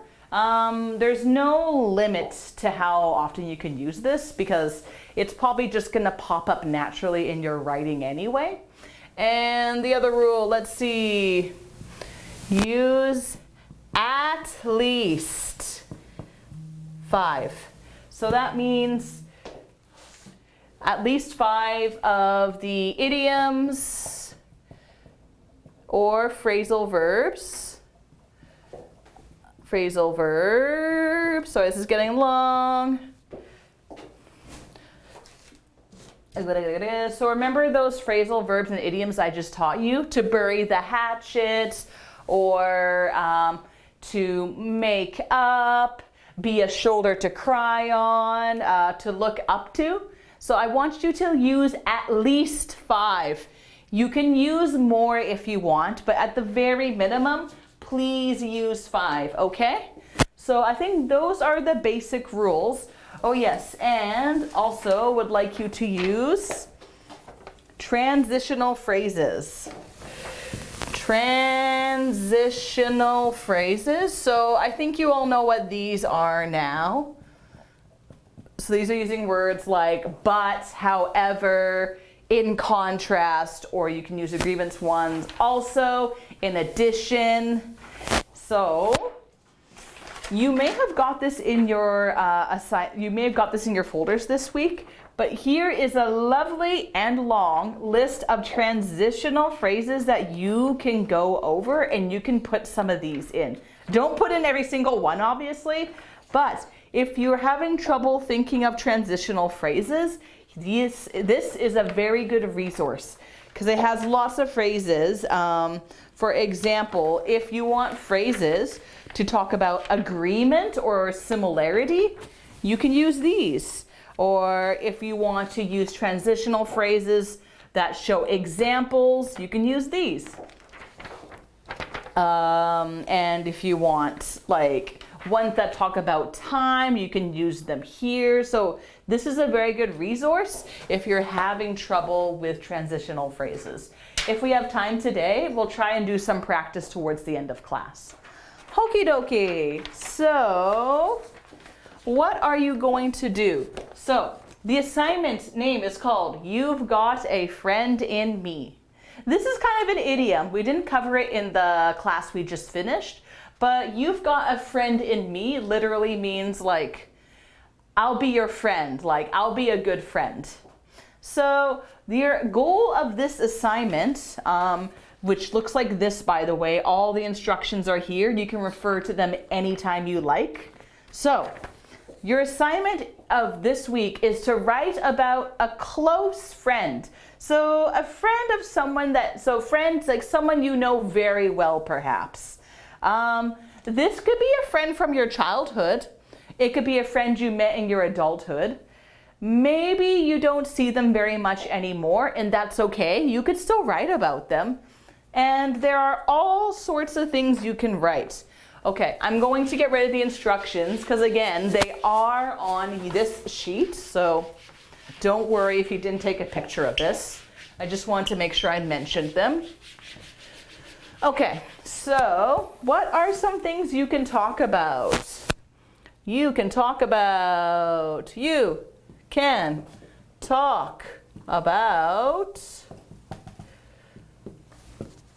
how you met them. So how did you meet your friend? How did you meet them? Maybe you met them in school. Maybe you met them through another friend. Maybe you bumped into them and they dropped their coffee and you apologized. You bought them a new coffee and then, yeah, you became friends after that. How long have you known them? How long have you known them? Question mark. How long have you known them? Have you known them since you were 5 years old? Since you were 10 years old? Have you known them maybe just for 1 year or 2 years? That's totally fine. Okay, and what else? What impact? What impact have they had on your life? Okay, so this will be one of the trickier things to think about. How have they changed your life? Like in a good way, hopefully. So for example, I'll think of one of my friends. So the friend I was talking about earlier, who I would exercise together with, the one whose homework I copied, she had a pretty big impact in my life because I always thought that if I moved far away from somebody, I would not really be able to stay in contact. I wouldn't be their friend anymore. But it turns out that we still stay in contact. So she's really taught me a powerful thing, that it doesn't matter how far the distance is between you, you could still be really good friends through it all. So, I think that's a pretty positive impact to have on me. So that's one example that you could talk about. That's just my example. Okay, what else? A fond memory. So a fond memory means a good memory. A good memory. This one might be easier than this one to think of. You have with this person. With this person. Okay, so for example, a good memory I have with the person I was talking about before, we would always go jogging out at the university, maybe once a week. We'd jog and we'd exercise, we'd just talk about whatever. And then after, we would go to the pub, we'd have a beer, have some poutine and nachos, and just hang out. Yeah, so that's one of my good memories with my friend. I have many other good memories with her, obviously, but that's just one I chose. You could talk about 2 memories if you like, or even 3 memories if you really want to. You don't have to go too crazy though, but just like 1 or 2 memories is probably good for this one. Okay, oh, last one, okay. A description.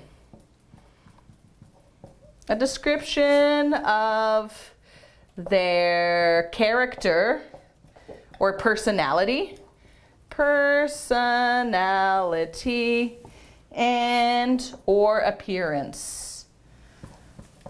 Okay, so here you can talk about what did they look like and how did they act. So for example, my friend, her personality she's pretty laid back. She's a bit soft-spoken, like a little quiet, but she's very easy to have a conversation with. And she's very thoughtful, you know, she's very thoughtful, very sweet lady. And appearance, she's tall, she's not super tall, she's a bit taller than me. She's got medium length, wavy brown hair and a beautiful face. So that is my friend in a nutshell. Okay, so you don't have to completely stick to this. If there's something else about your friend you want to talk about, that's totally fine. You don't have to talk about how they look, or if you're really having a hard time about the impact part, think of some other things to talk about. But yeah, like these are just some ideas of what you could talk about. If you have other ideas, you can feel free to add them in. Like for example, I could talk about my friend, like where she lives. My friend used to live in Vancouver when I met her, but then she moved away to Victoria. Now she lives in Victoria with her husband and her cat. That's not in here, but that's totally fine. So again, feel free to add in any extra information you see fit into your assignment. Okie doke. If you have any questions about the assignment, let me know and I'd be happy to answer them. So, but make sure you do ask me before the end of class today. Tomorrow, I think Alan will be teaching. So if you have any questions about the assignment, you can also ask him tomorrow. Reminder, this written assignment is due Wednesday before class if possible, because this is usually the day when I like to try and mark your assignment. So please do try to get it in before class on Wednesday, and I can have it marked and sent off back to you before Wednesday's class. Okie doke. So with that, I'm going to write out a sample, like an idea of what you could write. So I have this example here. It's not quite my personal example, but it's just kind of like a rough idea of what your assignment might look like. Now keep in mind, it doesn't have to look exactly like the way I write, okay? This is just supposed to kind of help give you an idea of what you might write. Okay, so let's get rid of all this gunk on the board. How are we all doing? Are you guys thinking about which friend you're gonna talk about? Do you have any ideas? Who are you gonna talk about? Is it someone from elementary school? Someone from high school? Someone from work? Or somewhere completely different? You can feel free to let me know in the comments anytime if you want to talk about which friend you're going to write about. Okay. Let's get started. Okay, so of course, remember when we have a written assignment, we always want to have, number one, an intro. So this is where you're going to introduce your topic. So the idea is that you're talking about your best friend or a really good friend.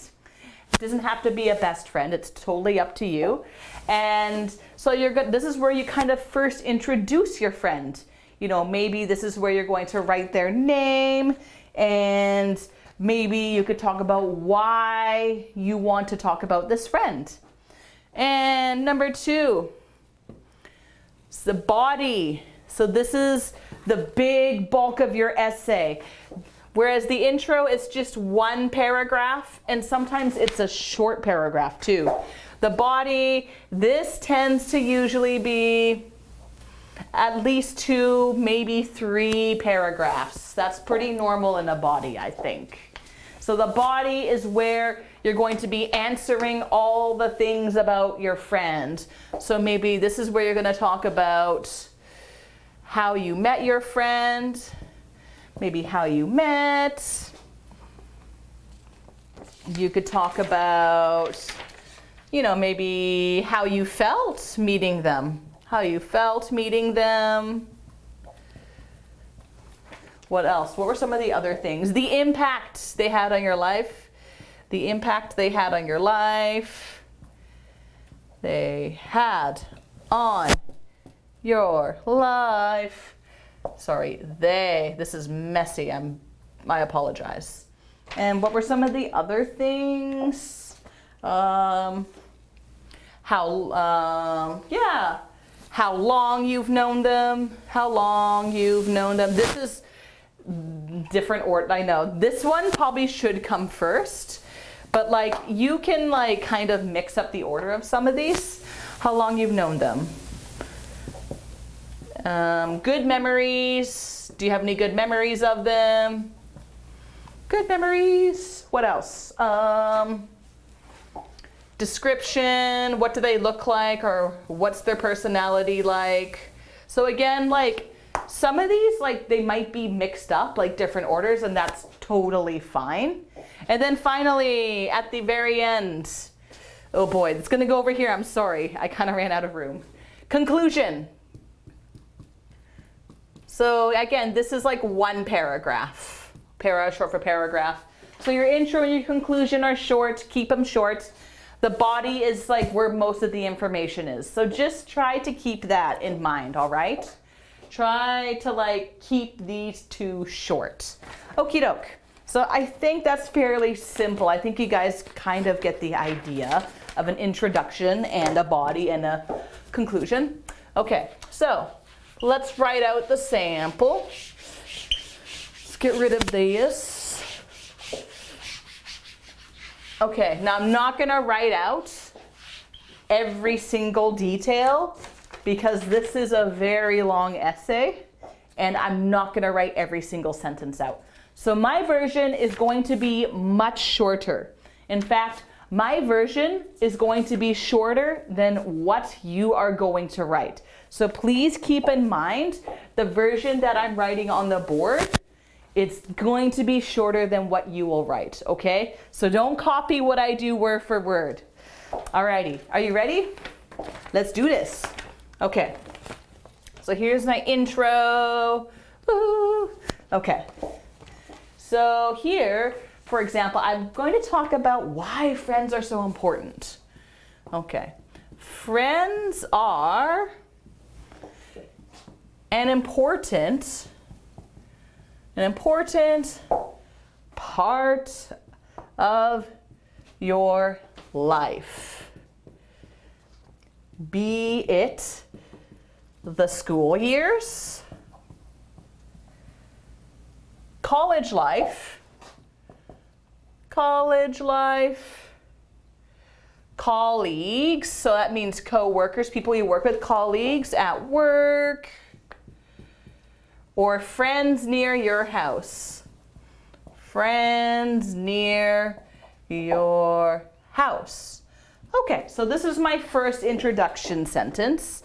Okay, so remember to be careful of the grammar you use. So let's say our grammar is articles. Okay, so remember and, so friends are and. Remember, because you have I, a vowel, this is going to be an. Friends are an important part, so you can count parts. That's why there is an and here. Be it the school years. And so again, you can count years, so that's why we're putting the here. That's why we're using an article. It's college life, colleagues at work, or friends near your house. Okay. Good. All right, so that is, oh dear, I'm dropping everything today. I'm not very good at holding on to things and I don't know why. All right, and remember, we want to use, not linking words, transitional phrases, sorry, transitional phrases. So here is a good transitional phrase. So this kind of means, this is basically giving a bunch of examples. So friends are an important part of your life. Here's an example where you can find them. Be it school, college, work, like colleagues. So that is an example of a transitional phrase. Okay, we're not done with the intro. Okay. So, yeah, no, everyone needs good friends to relax around. Relax around. Okay, So basically, I'm kind of reflecting on like why are friends important? Like people, it's good to have friends, because they could be really nice people to have fun with. Okay. Okay, so, and then I am fortunate. So fortunate, that means like lucky. I am fortunate to have such a friend. I am fortunate to have such a friend in my life. In my life, on which I can count on. Remember, this is one of the idioms, count on. I can count on for anything. Okay, so this intro is getting pretty long, and I don't think I'm going to write out the rest of the intro. Sorry, it's kind of looking like a tornado here a little bit. All right, so I am fortunate to have such a, let's see. Do we have any grammar points? To have such a friend. Good. Okay. So this is the first time we're introducing this friend. Okay. So this is like a short, like this is kind of a cut down example of what the introduction can look like. So this is where you can maybe introduce why you think friends are important, or like why your friend is important. Okay. And then at the end, I could say, okay, I'm going to introduce his name. His name is Rishi. Okay, so make sure to introduce your friend. Don't forget their name, okay? This is very important. So feel free, you can put this, I guess it doesn't have to be at the end of your introduction, but make sure you mention your friend, preferably somewhere in the introduction if you can, okay? Please don't forget to write their name. We want to know who you're talking about. Okay, so that is the introduction. I'm going to erase this from the board in a second. I'll give you just a second to take a picture of it while I grab some H2O. So take a picture, do what you gotta do.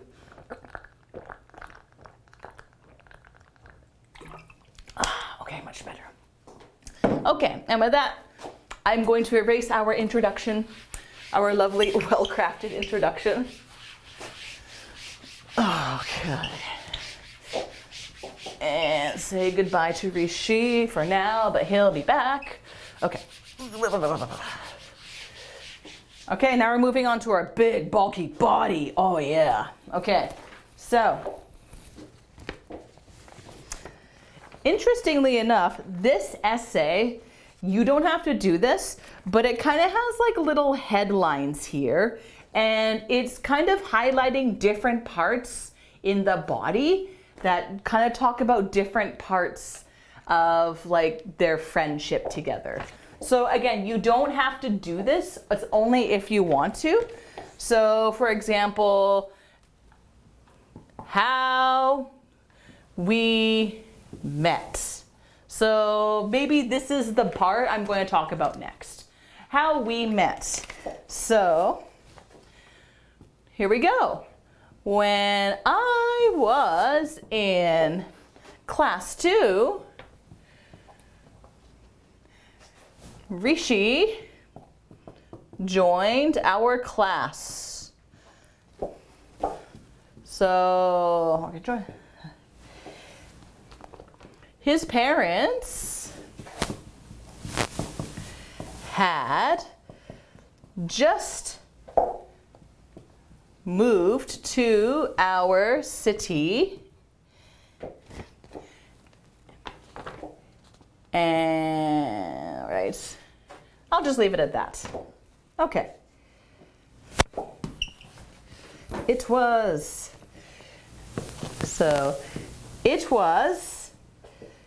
his first time in a new city,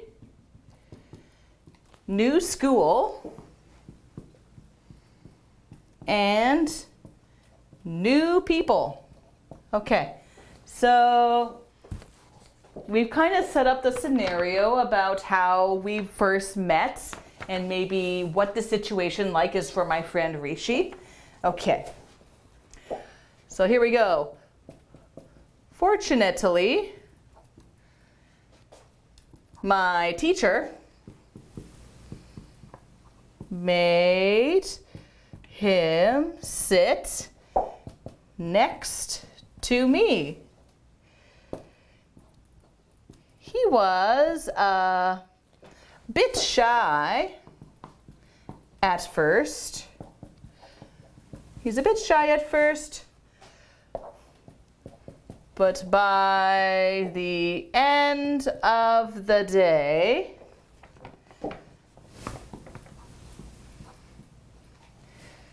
we were as thick as thieves.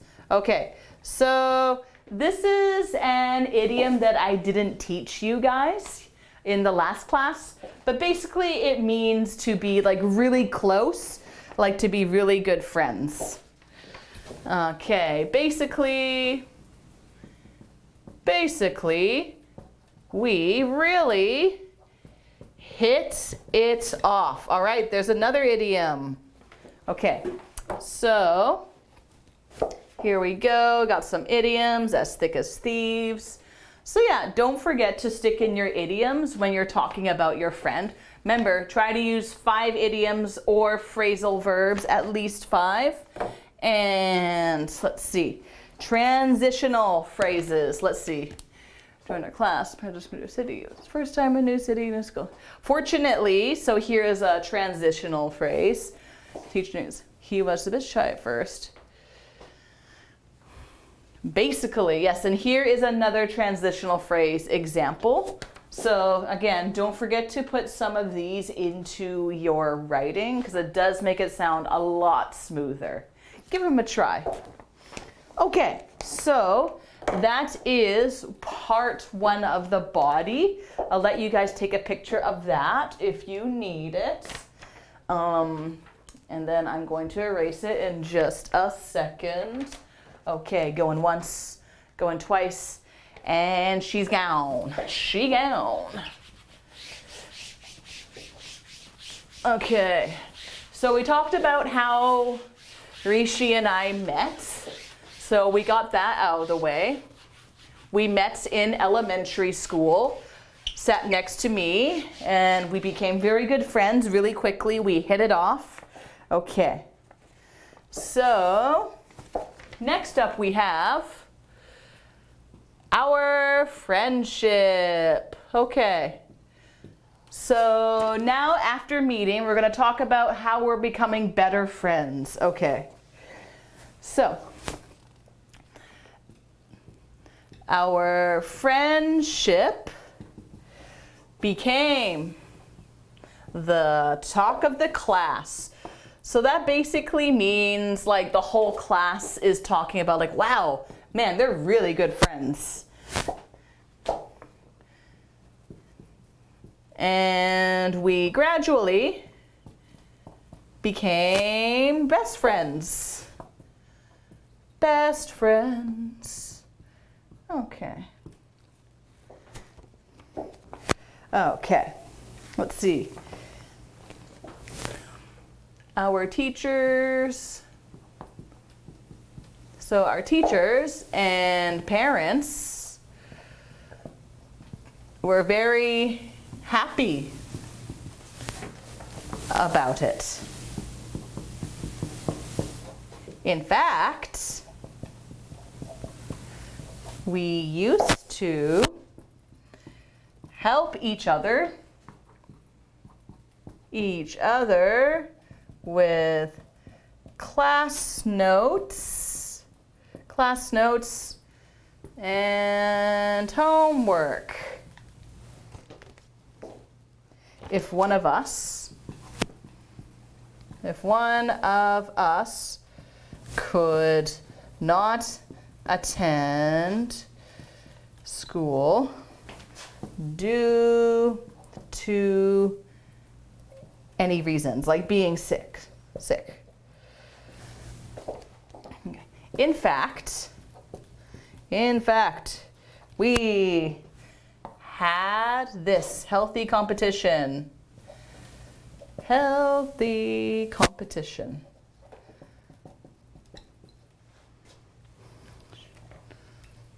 For who could finish first in class. Okay, sorry, that got very long there. I'll try not to drag it out that long next time. Oof. Okay, my apologies. So, moving back to grammar, our friendship became the talk of the class. There's only one big talk going on and that's it. We actually became best friends. Our teachers' parents were very happy about it. Okay, and remember using some transitional phrases. In fact, we used to help each other with class notes and homework if none of us could not. Due to is another good transitional phrase. This basically means because of. So because of reasons like getting sick. And in fact, this is another great transitional phrase. It's similar to actually. So this is when you want to kind of explain something further. This is a good transitional phrase to use. Okay. So here's like that's another example of the body.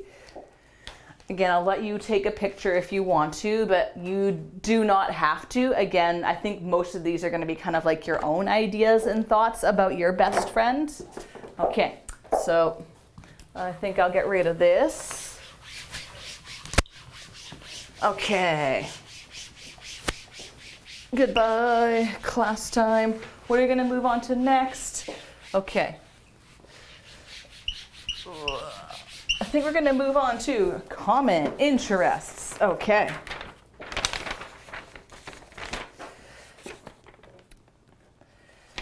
Okay, so now we get to talk about, again, you don't have to do the exact same thing. This is just like what we've chosen to write here. So here is an example. So apart from studies, we both had a common interest. Common interest in table tennis. Okay, so once again, here's another good transitional phrase. Apart from. So it's similar to saying like not only studies, not just studies, but we also have other things. Now, this could be a good thing this could be an interesting thing to talk about in your assignment, because maybe you want to talk about the similar things that you and your friend like to do. Maybe you both like cooking, or maybe you both like to go shopping at the same place, or you like the same kind of movies or comic books or video games. So common interest could be a good way to talk about something about your friend. Okay. So I'm not going to delve too much into common interests because that gets pretty long. Okay, so let's say we talk more about, okay, we're on the same team, plus we had a good competition. Not only that, we won the championships and we became the winners in our city. Woohoo! I'm not going to write all that out because it's going to get boring. So let's just pretend I wrote out a lot more. And then here is another section of the body. Let's just get rid of that part. Different career paths. Okay. Different career paths. Oh, so it looks like this might be where they have to separate. Excuse me. Okay, so after our schooling, so after we studied, had table tennis and all that fun stuff. So after our schooling, we got separated as we chose different career paths. Different career paths. Okay, so this could work, for example, really well. Maybe you don't see this friend anymore because they moved away or you moved away. Maybe because of a job opportunity or family. So once again, good little transitional phrases here. So it's nicer if you can use transitional phrases instead of like period, period, period. Okay, now, so what kind of career path did we choose? So I went on to be an engineer. I went on to be an engineer while Rishi went on to be a scientist in a different city. In a different city. Aw, so sad. So they don't live close together anymore. Another good transitional phrase. Okay, so if something happened, you could talk about maybe what kind of job they have or like why they moved away. So it's good to kind of go into this. Okay, so let's pretend again that I've written more sentences. This is long. I'm not going to write out the whole thing. So this is just kind of like an idea. Now remember, this is really short. Please do not make your assignment this short, okay? Try to write out more than just this. I'm just giving very short, basic examples for you. Okay, so I'm going to erase this in just a second, starting now. So get rid of all that. Okay, again, if you have any questions about this at all during the class, please feel free to let me know. I know it's getting kind of heavy doing this, like a lot of information, a lot of writing going on here, I know. Okay. Now, next we have my friend, my strength. Okay. So this is where I think I get to talk about how my friend has impacted my life. My dear,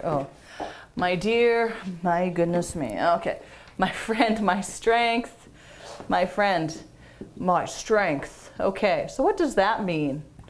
Looks like basically we talk about why this friend is such a good person. Okay. In my times of need, comma, my best friend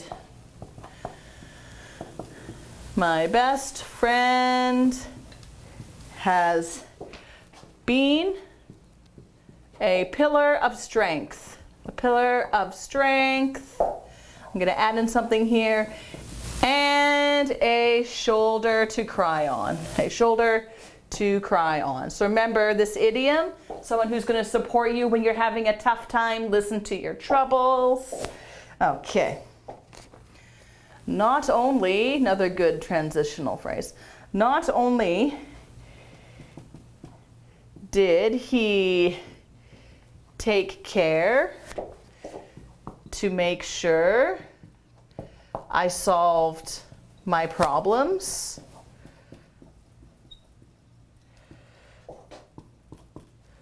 but he also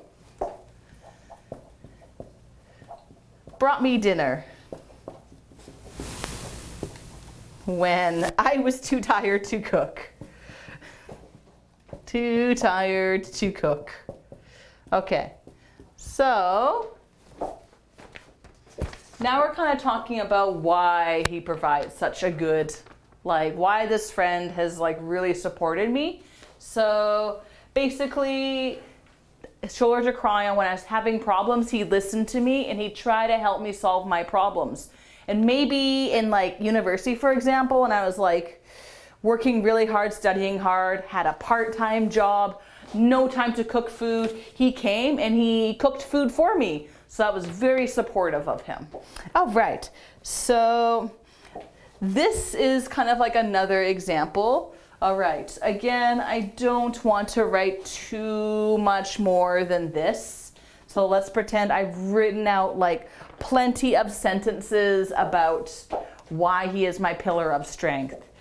So yeah, talk about how they've impacted you. What are some other good ideas? Of trying to think. Maybe, have they ever helped your family? Helped my family. Or maybe they helped your other friends. Or maybe they stood up for you. Stood up for you. So remember the word put down to the person who's bullying you? So maybe, for example, someone was putting you down or putting someone down. Someone was being a bully. And your friend came up and said, hey, stop that. Not cool. Maybe that's the reason that you think they're such a good friend. These are just some ideas. You don't have to take them. Okay, let's see. Not only, okay. So this is a good transitional phrase. I think I went over this already. So for example, I like all sorts of food. Not only do I love pizza, but I love sushi too. Not the best example I know. But yeah, this is just another example of a good transitional phrase. And then it's kind of connected to this. Usually when you have not only something something, you often have but. Okay, so that is basically the majority of our body. I think we've covered most of these 5 questions. Maybe not every single one. Maybe we didn't talk about what he looked like, but that's okay. You don't have to describe the physical appearance of your friend if you do not want to. Okay, so now I think this is where we get to write out the conclusion.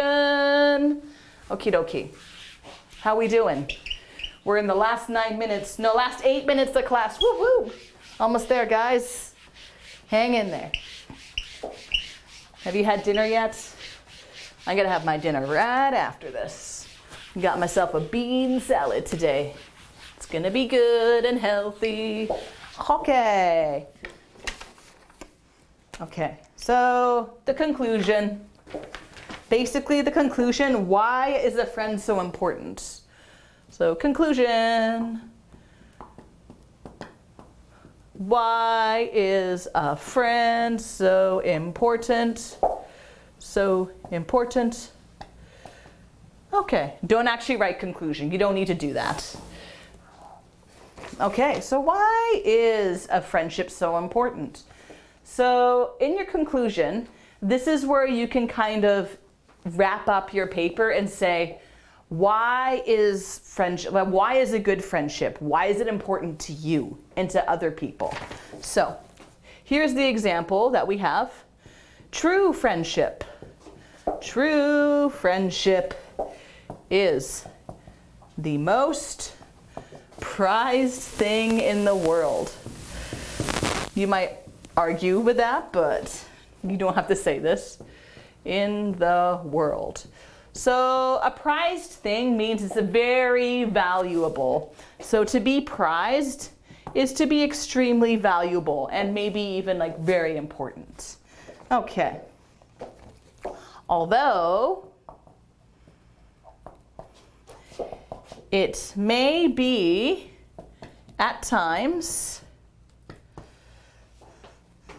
that one does not have a friend whom one can call as a best friend. Okay, this is kind of true of me actually. It's hard to say. I don't think I really have a best friend, like not one best friend. So this is just kind of reflecting on like, do best friends exist? Yes, no, maybe so. Okay. So, but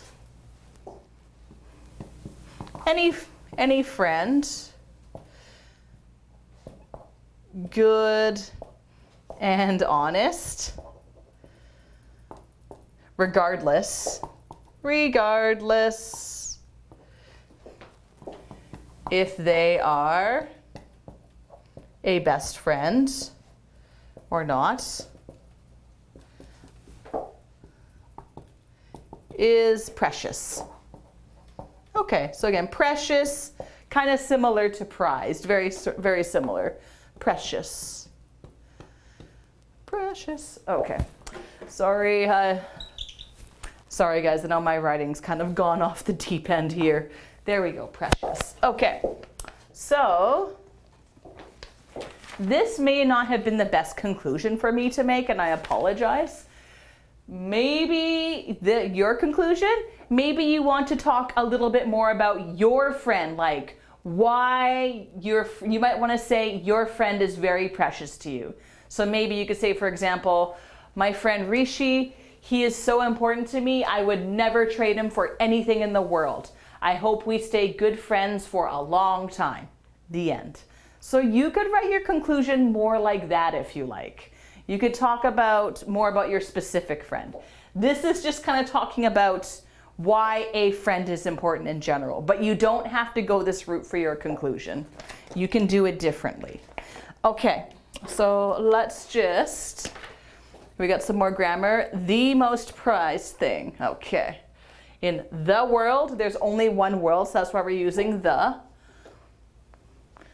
A friend, because we don't know what sort of friend. And then again, a best friend. Okay. So, and any more transitional phrases? Let's see. Although.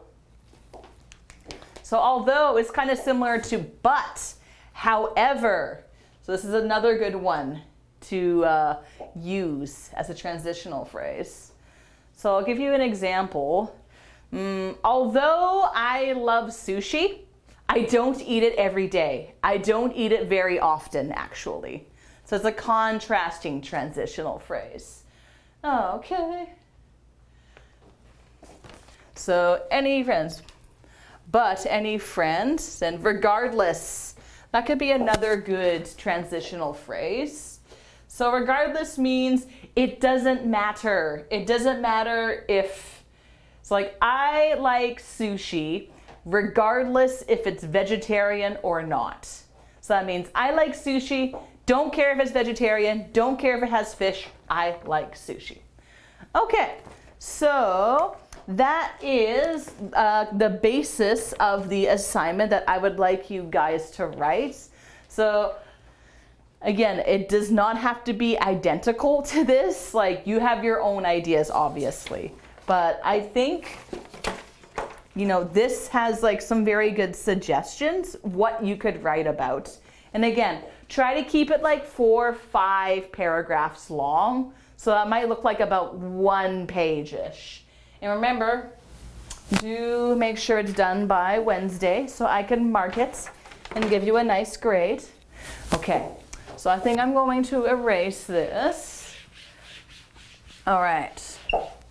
So I'm going to end off today's lesson by asking you, why is friendship important? Why do you think friendship is important? Let me know in the comments. For me, I think friendship is important because it's good to have people to share your ideas with. Sometimes you can't just share your ideas with one person, your family. Family is wonderful and all, and it's great to share ideas with your family, but friends can have good opinions and good ideas. And sometimes they can give you different advice than other people, like your family or your teachers might give you. And sometimes their advice might work out better for you than the teachers or the parents' advice. That's actually happened to me before. So yeah, why is friendship so important to you? Give it a thought. You may not have time to type down an answer right now, but that's totally fine. Okay, so guys, I hope you guys kind of think about tonight.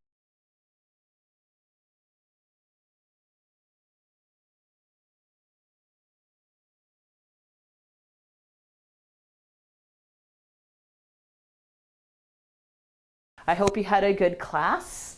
So tomorrow, Alan's going to be teaching. Any assignment questions, you can ask him tomorrow.